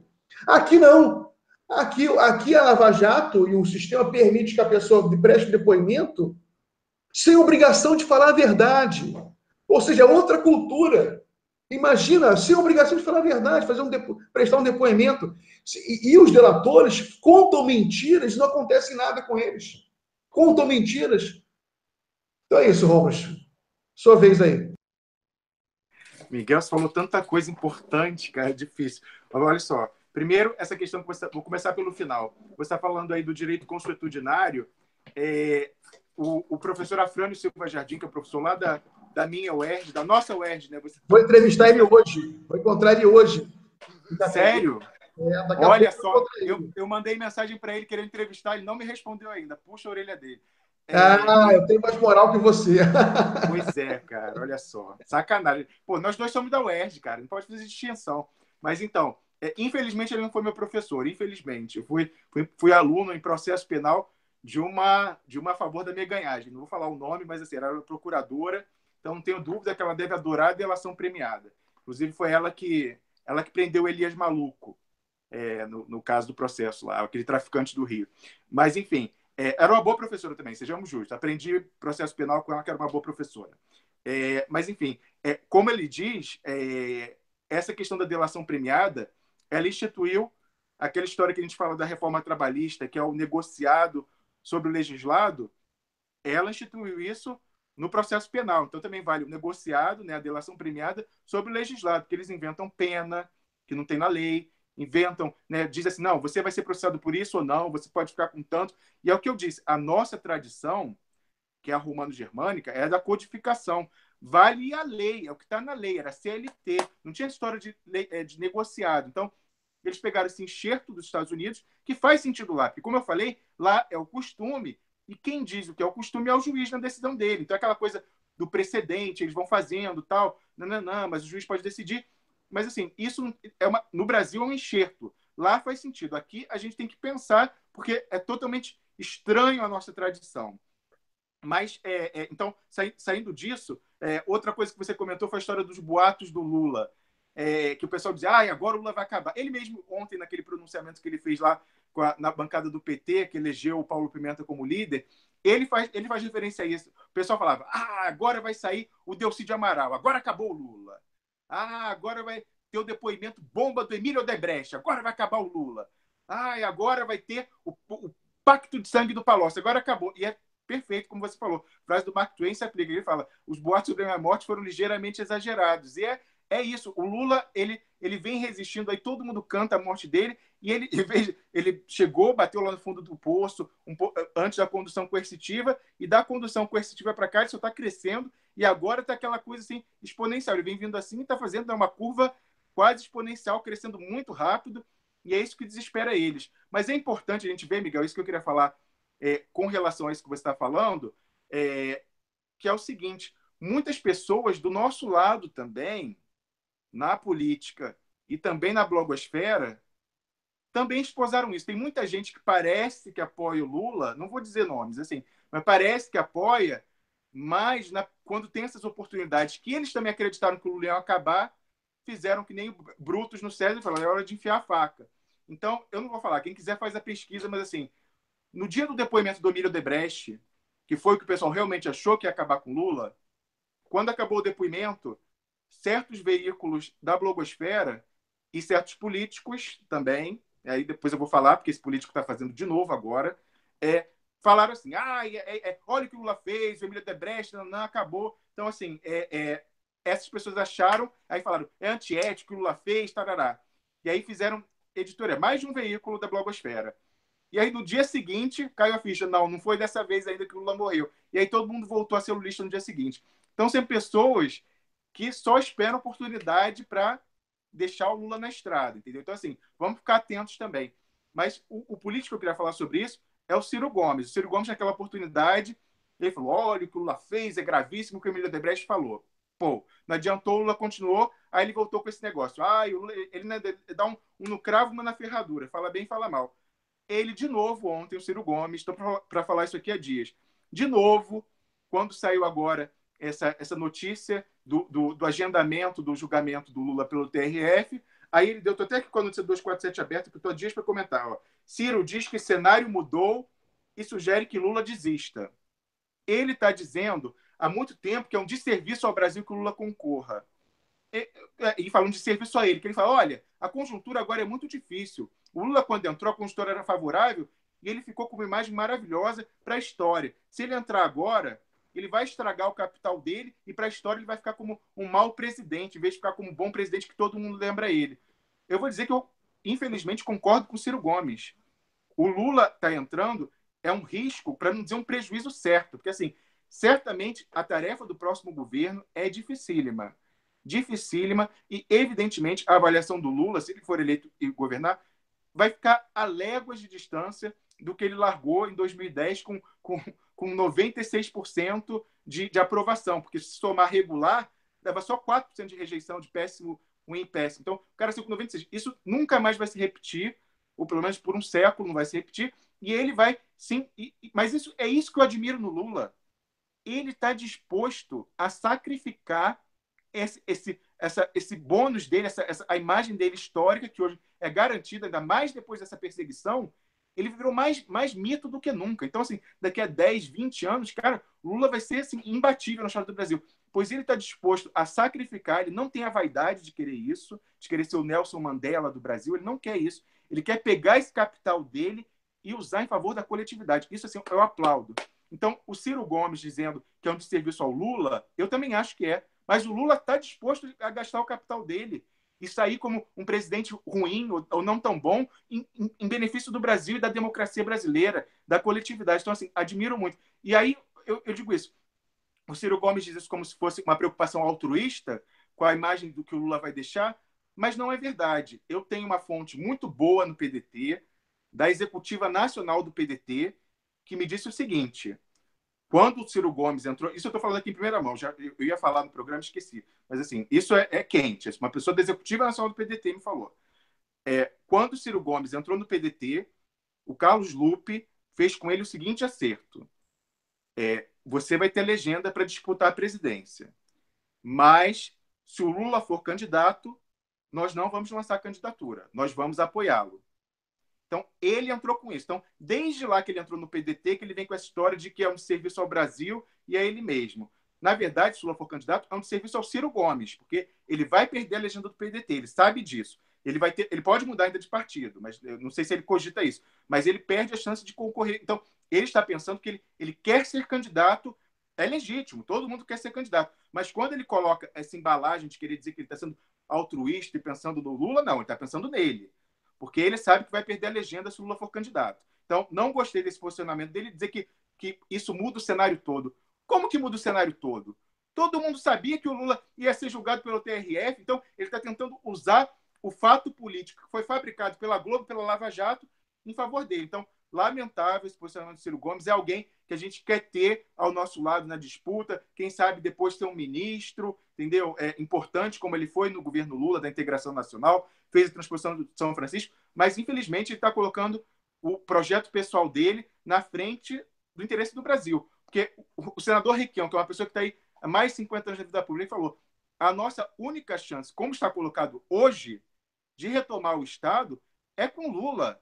Assim, eu acho de uma temeridade pessoas do nosso campo, por preocupação, ambição pessoal do seu projeto político, digo isso em relação a certos políticos do PSOL, ao próprio Ciro Gomes e outros, colocarem em risco a retomada do Estado brasileiro, que com Lula é praticamente certa, e acabar com essa destruição da soberania e dos direitos. Eu acho assim, de uma leviandade, de um egoísmo que me choca. Assim, realmente me choca, eu fico chocado, e eu espero que o Ciro Gomes volte para o nosso lado, entendeu? Ele tem que viver que o momento do Brasil é dramático. Se a gente não retomar o Estado agora, vão ser décadas até a gente conseguir se levantar de novo. Então, assim, o momento é grave demais para a gente pensar que é uma disputa eleitoral como foram todos os anos. É gravíssimo, gravíssimo. E aí, para terminar, Miguel, acho que já falei demais.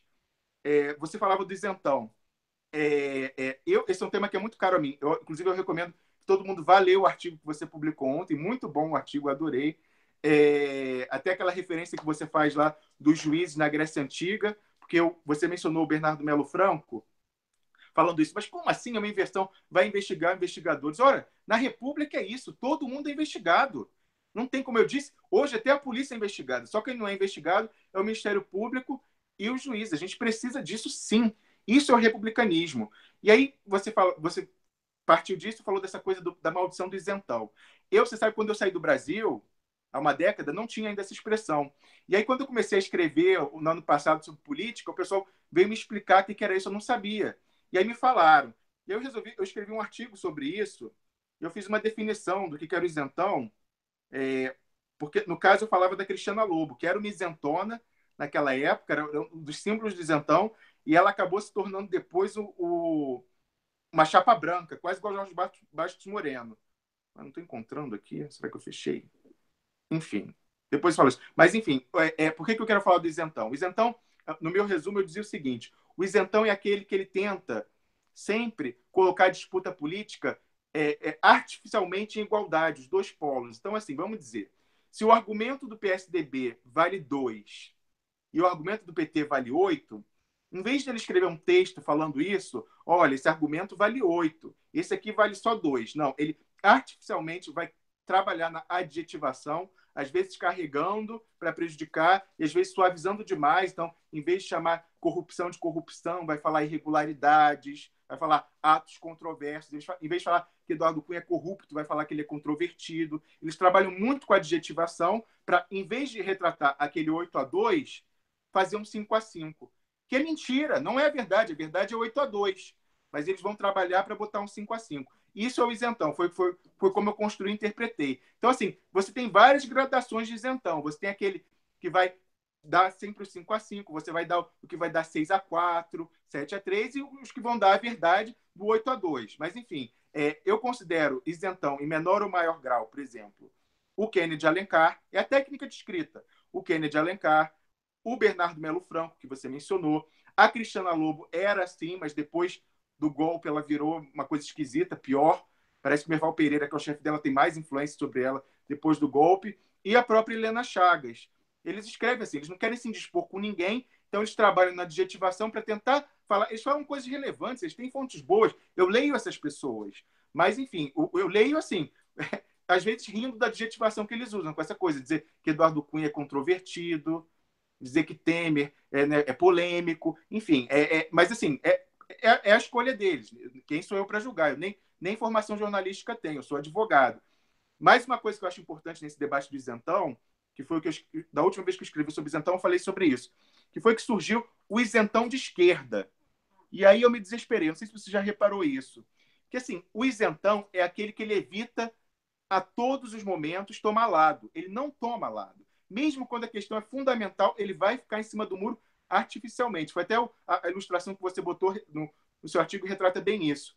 E aí, nesse caso, a gente tem visto, desde o golpe, disputas entre vilões de polos diferentes, e aí o isentão de esquerda se coloca em cima do muro. Então, quando tem uma briga entre o Barroso e o Gilmar Mendes, independente da discussão, eles só falam mal dos dois. Assim, e não fala, no mérito, quem que naquele caso específico é o mal menor.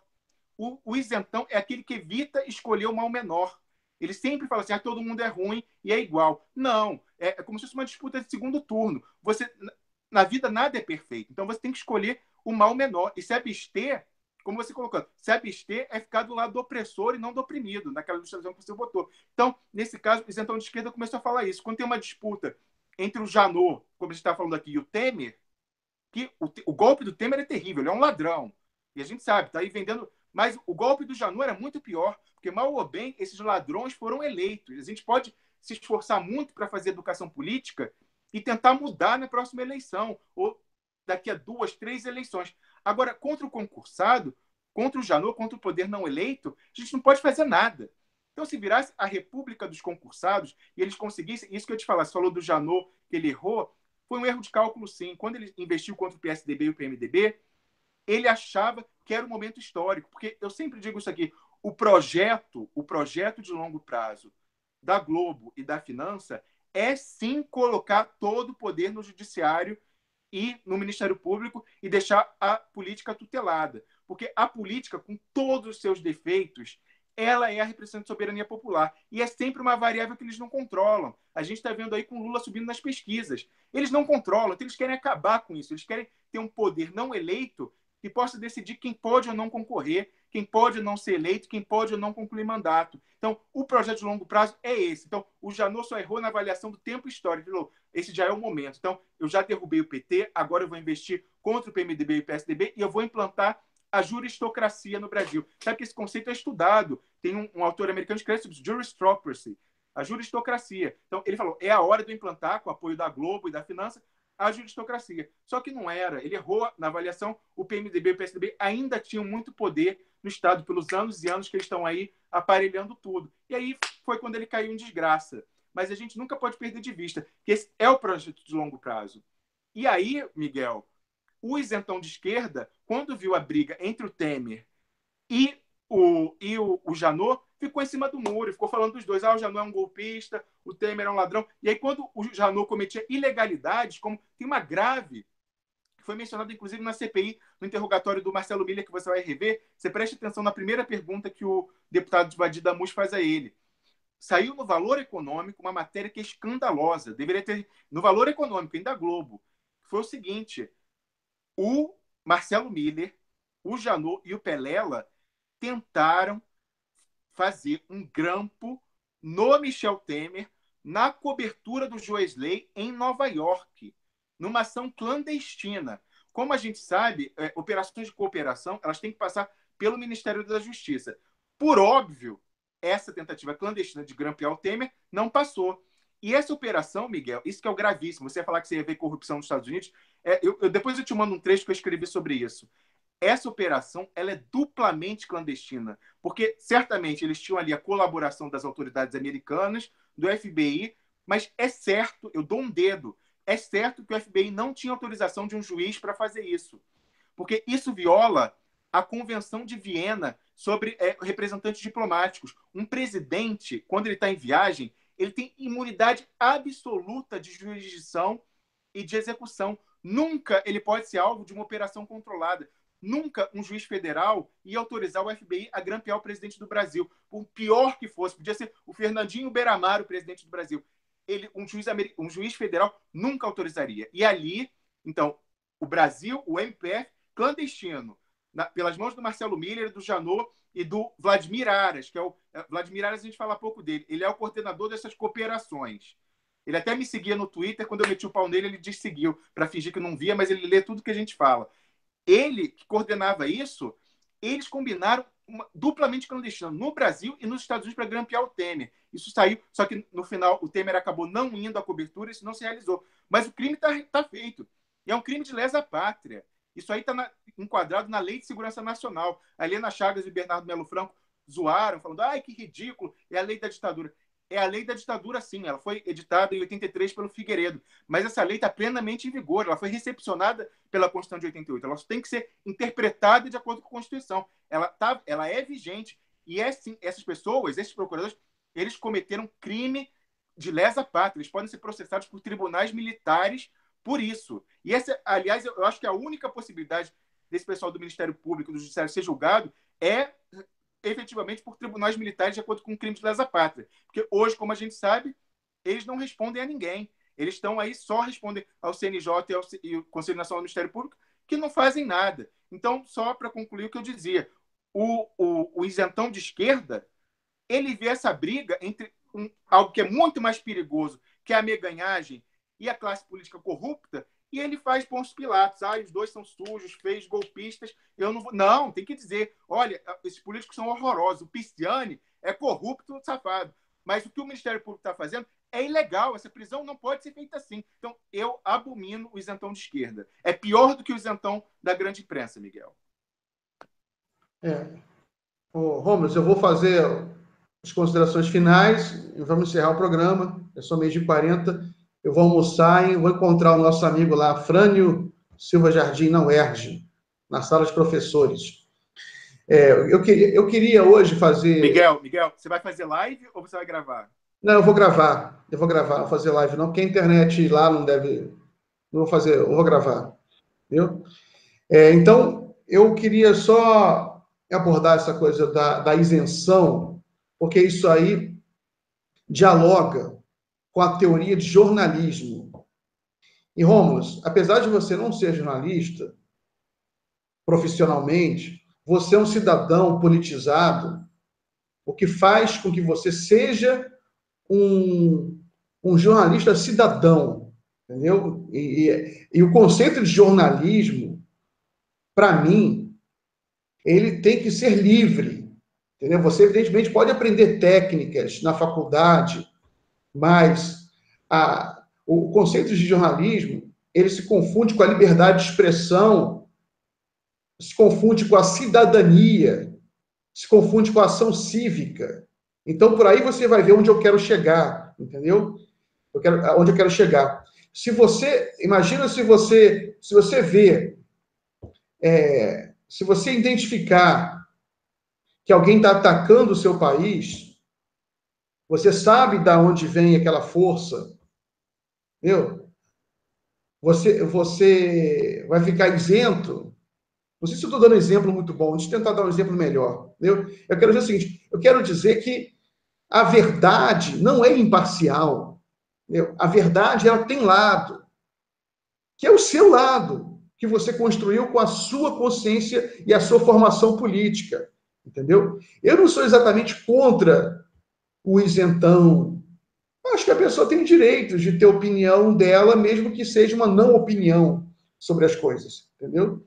O que tem me irritado nos últimos tempos, quer dizer, desde tempos, aliás, desde que eu comecei a virar blogueiro, são pessoas que querem estabelecer um código de regras que não fica bem, um manual de jornalismo artificial, que eles escreveram, que a classe dominante escreveu. Por que a classe dominante escreveu um manual de jornalismo muito rigoroso no Brasil, que é meio que tácito, é meio consuetudinário, né? Só quem escreve daquele jeito é isento, daquela forma, faz aquele teatro, é jornalista de verdade. O resto é ativista, é blogueiro, é cidadão, isso aí, na realidade, é uma construção simbólica. Isso que eu quero dizer, entendeu? Porque interessa à classe dominante que os jornalistas sejam lacaio dela, da classe dominante.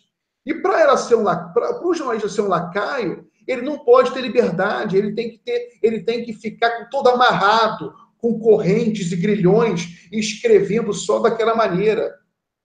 É por isso que as próprias faculdades de jornalismo se tornaram, na realidade, fábricas de escravos, que eles estão acordando agora, com a crise, que ninguém mais tem emprego, que o jornalista tem um salário muito ruim, estão acordando, estão chamando blogueiros para dar palestra. Para isso aqui, para ouvir nossa opinião. Mas eu quero dizer o seguinte, eu tenho ficado irritado com isso, com uma certa onda nos últimos tempos, de alguns grupos aí, que querem novamente, né, agora estabelecer uma manual do que é jornalista, sabe? E eu acredito na liberdade, eu acho que cada um pode ser jornalista da maneira que lhe aprouver, da maneira que for mais conveniente. Isso é liberdade, e ninguém é dono da verdade. A verdade é aquilo que você acredita baseado nos fatos que você vê, nos fatos que você testemunha, em que a sua capacidade intelectual consegue aprender. Evidentemente, você tem os fatos, e que a imprensa, inclusive, despreza os fatos, entendeu? Você tem que se aferrar aos fatos, mas a interpretação desses fatos é livre. E a maneira como você se posiciona como jornalista é livre. Então, você pode exercer seu jornalismo da forma como você quiser. Se eu quiser fazer um jornalismo contra o Lula, eu faço. A favor do Lula, eu faço.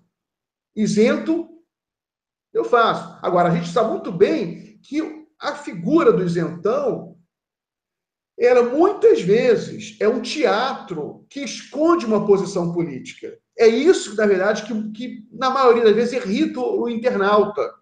Você vê que o isentão, ele não vinga na internet. Ele não vinga na internet. O isentão, o espaço dele clássico, é na televisão, no jornal impresso.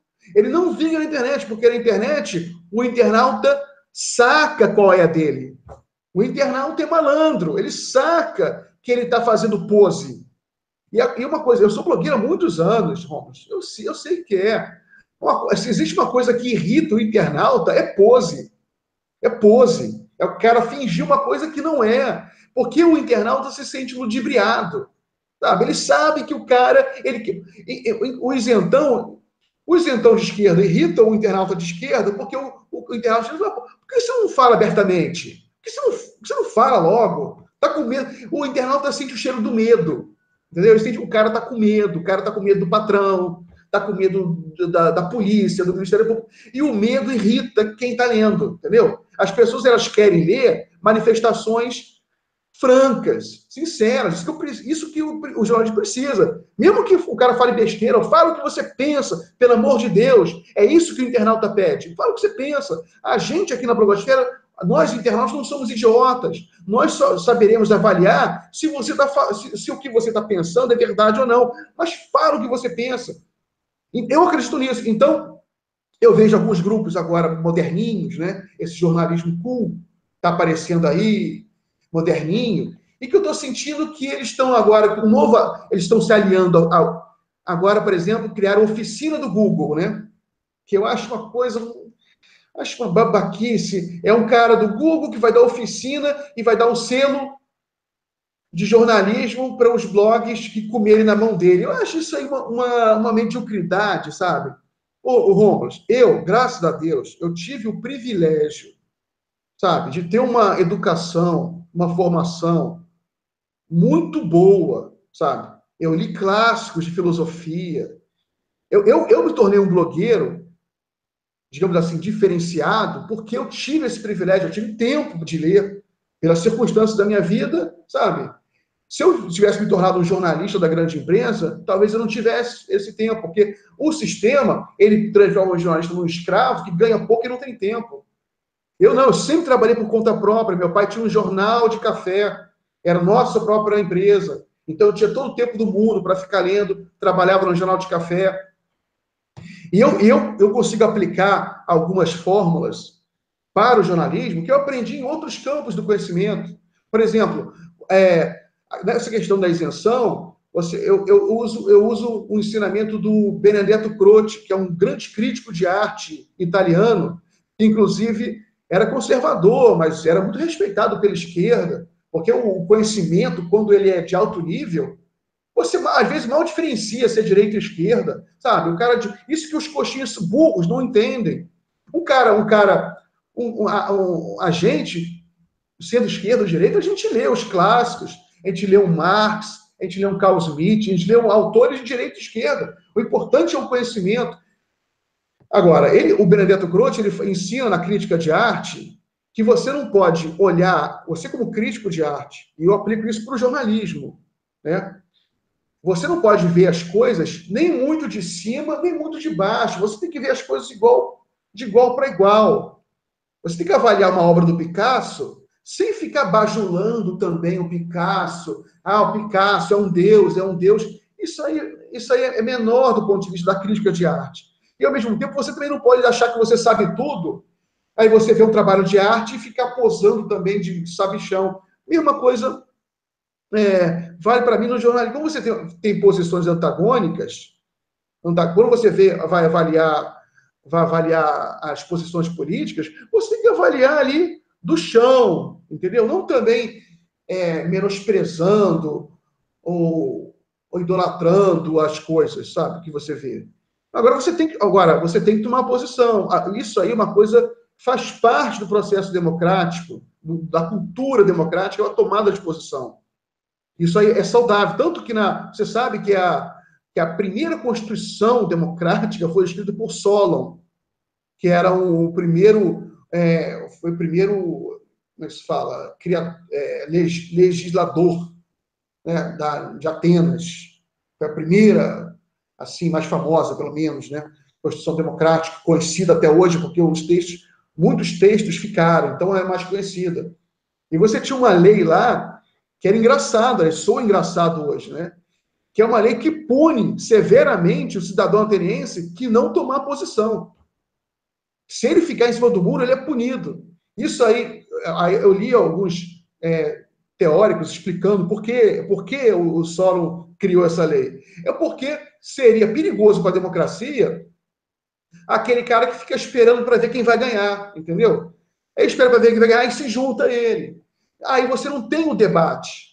Você tem um montão, aí você cria aquele exército de puxa-sacos, sabe? Então, eu acho que hoje em dia a gente tem esse problema que você às vezes nota, de pessoas que veem que quando a correlação de forças começa a mudar, já pulam para o outro lado rapidamente ou já vacilam, entendeu? Isso aí, por isso que é importante, por isso que muito se fala que a guerra, ela limpa moralmente. A guerra, ela é uma tragédia, mata muita gente, só que ela tem uma coisa boa, né? Que talvez seja a única coisa boa da guerra, que é a limpeza moral que ela faz da guerra. Os covardes todos os covardes são todos eliminados, entendeu? Ninguém traidores, covardes. O princípio mais importante é a coragem, a lealdade, que são as virtudes maiores do ser humano. Por isso que, inclusive, eu sou contra a delação premiada, porque ela para mim, ela afeta negativamente a cultura política brasileira. Não, tem que ser baseado na lealdade. Isso dá coesão à sociedade. Você ensina os seus filhos a serem leais aos seus princípios e aos seus amigos. Se você tem que delatar alguém, delata a si mesmo. Isso é digno do ponto de vista, inclusive cristão, né, do ponto de vista moral.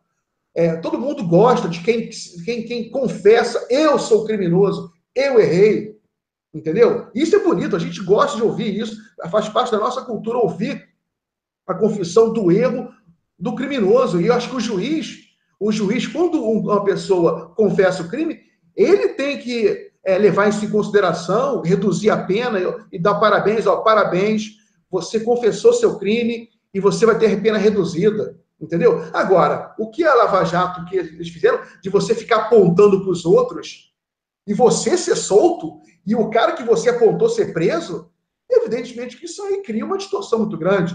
Então, a gente já falei demais, eu vou me despedir, Rômulus, tá? Você quer dar uma palavrinha final? Miguel, só 2 minutinhos. Olha só, você falava dessa coisa que a gente tem que saber, a gente aprecia a inteligência, os bons argumentos, até quando eles estão à direita. Eu lembrei logo, uma pessoa que eu adoro é o Delfim Neto. O Delfim Neto, ele foi, né, um dos artífices da política econômica no regime militar.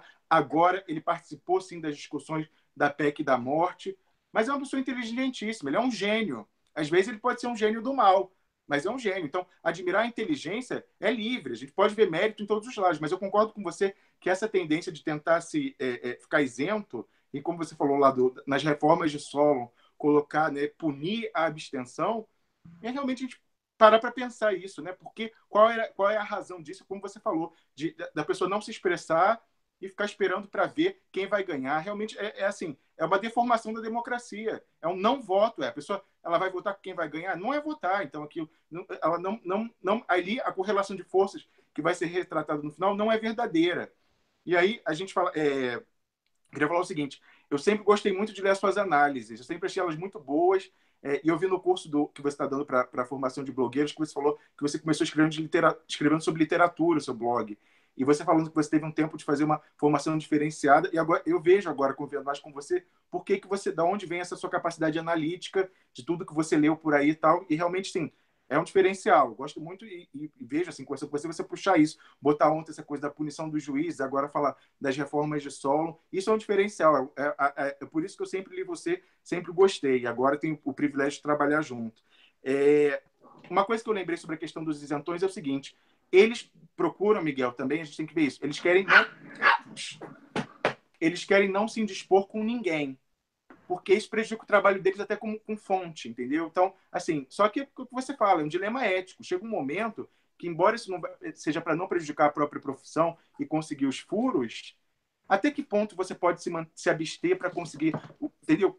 Qual é o valor do furo diante do futuro do Brasil, ou da sua obrigação de retratar a verdade para o seu público, para o leitor? É um dilema complicado. Eu entendo o esforço deles, assim. E eu acho que essa defesa em que eles saíram, você identificou tanto o Bernardo Melo Franco como a Helena Chagas, da Lava Jato, pode ser por aí também, porque a gente sabe que hoje em dia os jornalistas estão muito dependentes de furo que vem do Ministério Público, entendeu? Então, eles estão um pouco reféns E pode vir daí também essa questão de não querer se indispor com o Ministério Público. E aí é um conflito ético, eu acho que talvez vocês tenham estudado isso na faculdade de jornalismo, né, de não ser pautado pela fonte. É bem complicado isso. Eu concordo com você que é complicado. Agora, fazer justiça, né? Você mencionou essa coisa da Dilma, das nomeações de Thomas Traum e da Helena Chagas. Eu já fiz muita crítica também à Dilma em relação às nomeações dela, e falando que ela é famosa por ter um dedo podre. E aí sabe que a Dilma, toda vez que um homem principalmente critica a Dilma, as feministas ficam loucas e falam assim, mas e você faz distinção. Tal. E eu sempre rejeitei essa crítica. Eu falava, não, se for um homem eu vou criticar igualmente. E aí um dia no meu blog uma leitora falou assim, mas olha só, você sempre fala do dedo podre da Dilma, mas você nunca falou do dedo podre do Lula. Olha quanta gente o Lula indicou aí, até ministro Supremo. Então, parece... E aí eu fiz o meia-culpa. Realmente, sim, pode ser que pelo meu viés, não digo machista, mas, enfim, ter criticado mais de um para esse lado, ela não deixa de ter o dedo podre, mas ela não tem exclusividade. É evidente que o Lula, sendo o gênio incontestável político que ele fez nomeações desastrosas para vários órgãos. Então, assim, não é uma exclusividade da Dilma, mas existiu também no caso dela. Entendeu? Principalmente, como você falou, toda a dificuldade que ela teve no setor de comunicações. Então, só para não ser injusto, a gente citou aqui alguns isentões. Enquanto você falava, eu lembrei de outros. Assim, e, mais uma vez, eu digo, esses que eu vou citar aqui, eu leio eles têm informações relevantes, as análises, às vezes, são de muita qualidade, mas eles escolheram aquele figurino isentão, de trabalhar na adjetivação e na edição para criar uma equivalência artificial. Eu tenho que encontrar nosso amigo lá, o Frânio Silva. Então, melhor a gente... Vai lá. Então fica a lista dos isentões eu dou outro dia. Valeu, obrigado pela companhia, viu? Foi muito bom, Ramos, tá? Valeu. Tchau, Miguel. A audiência também. Vou interromper por aqui. Abraço a todo mundo.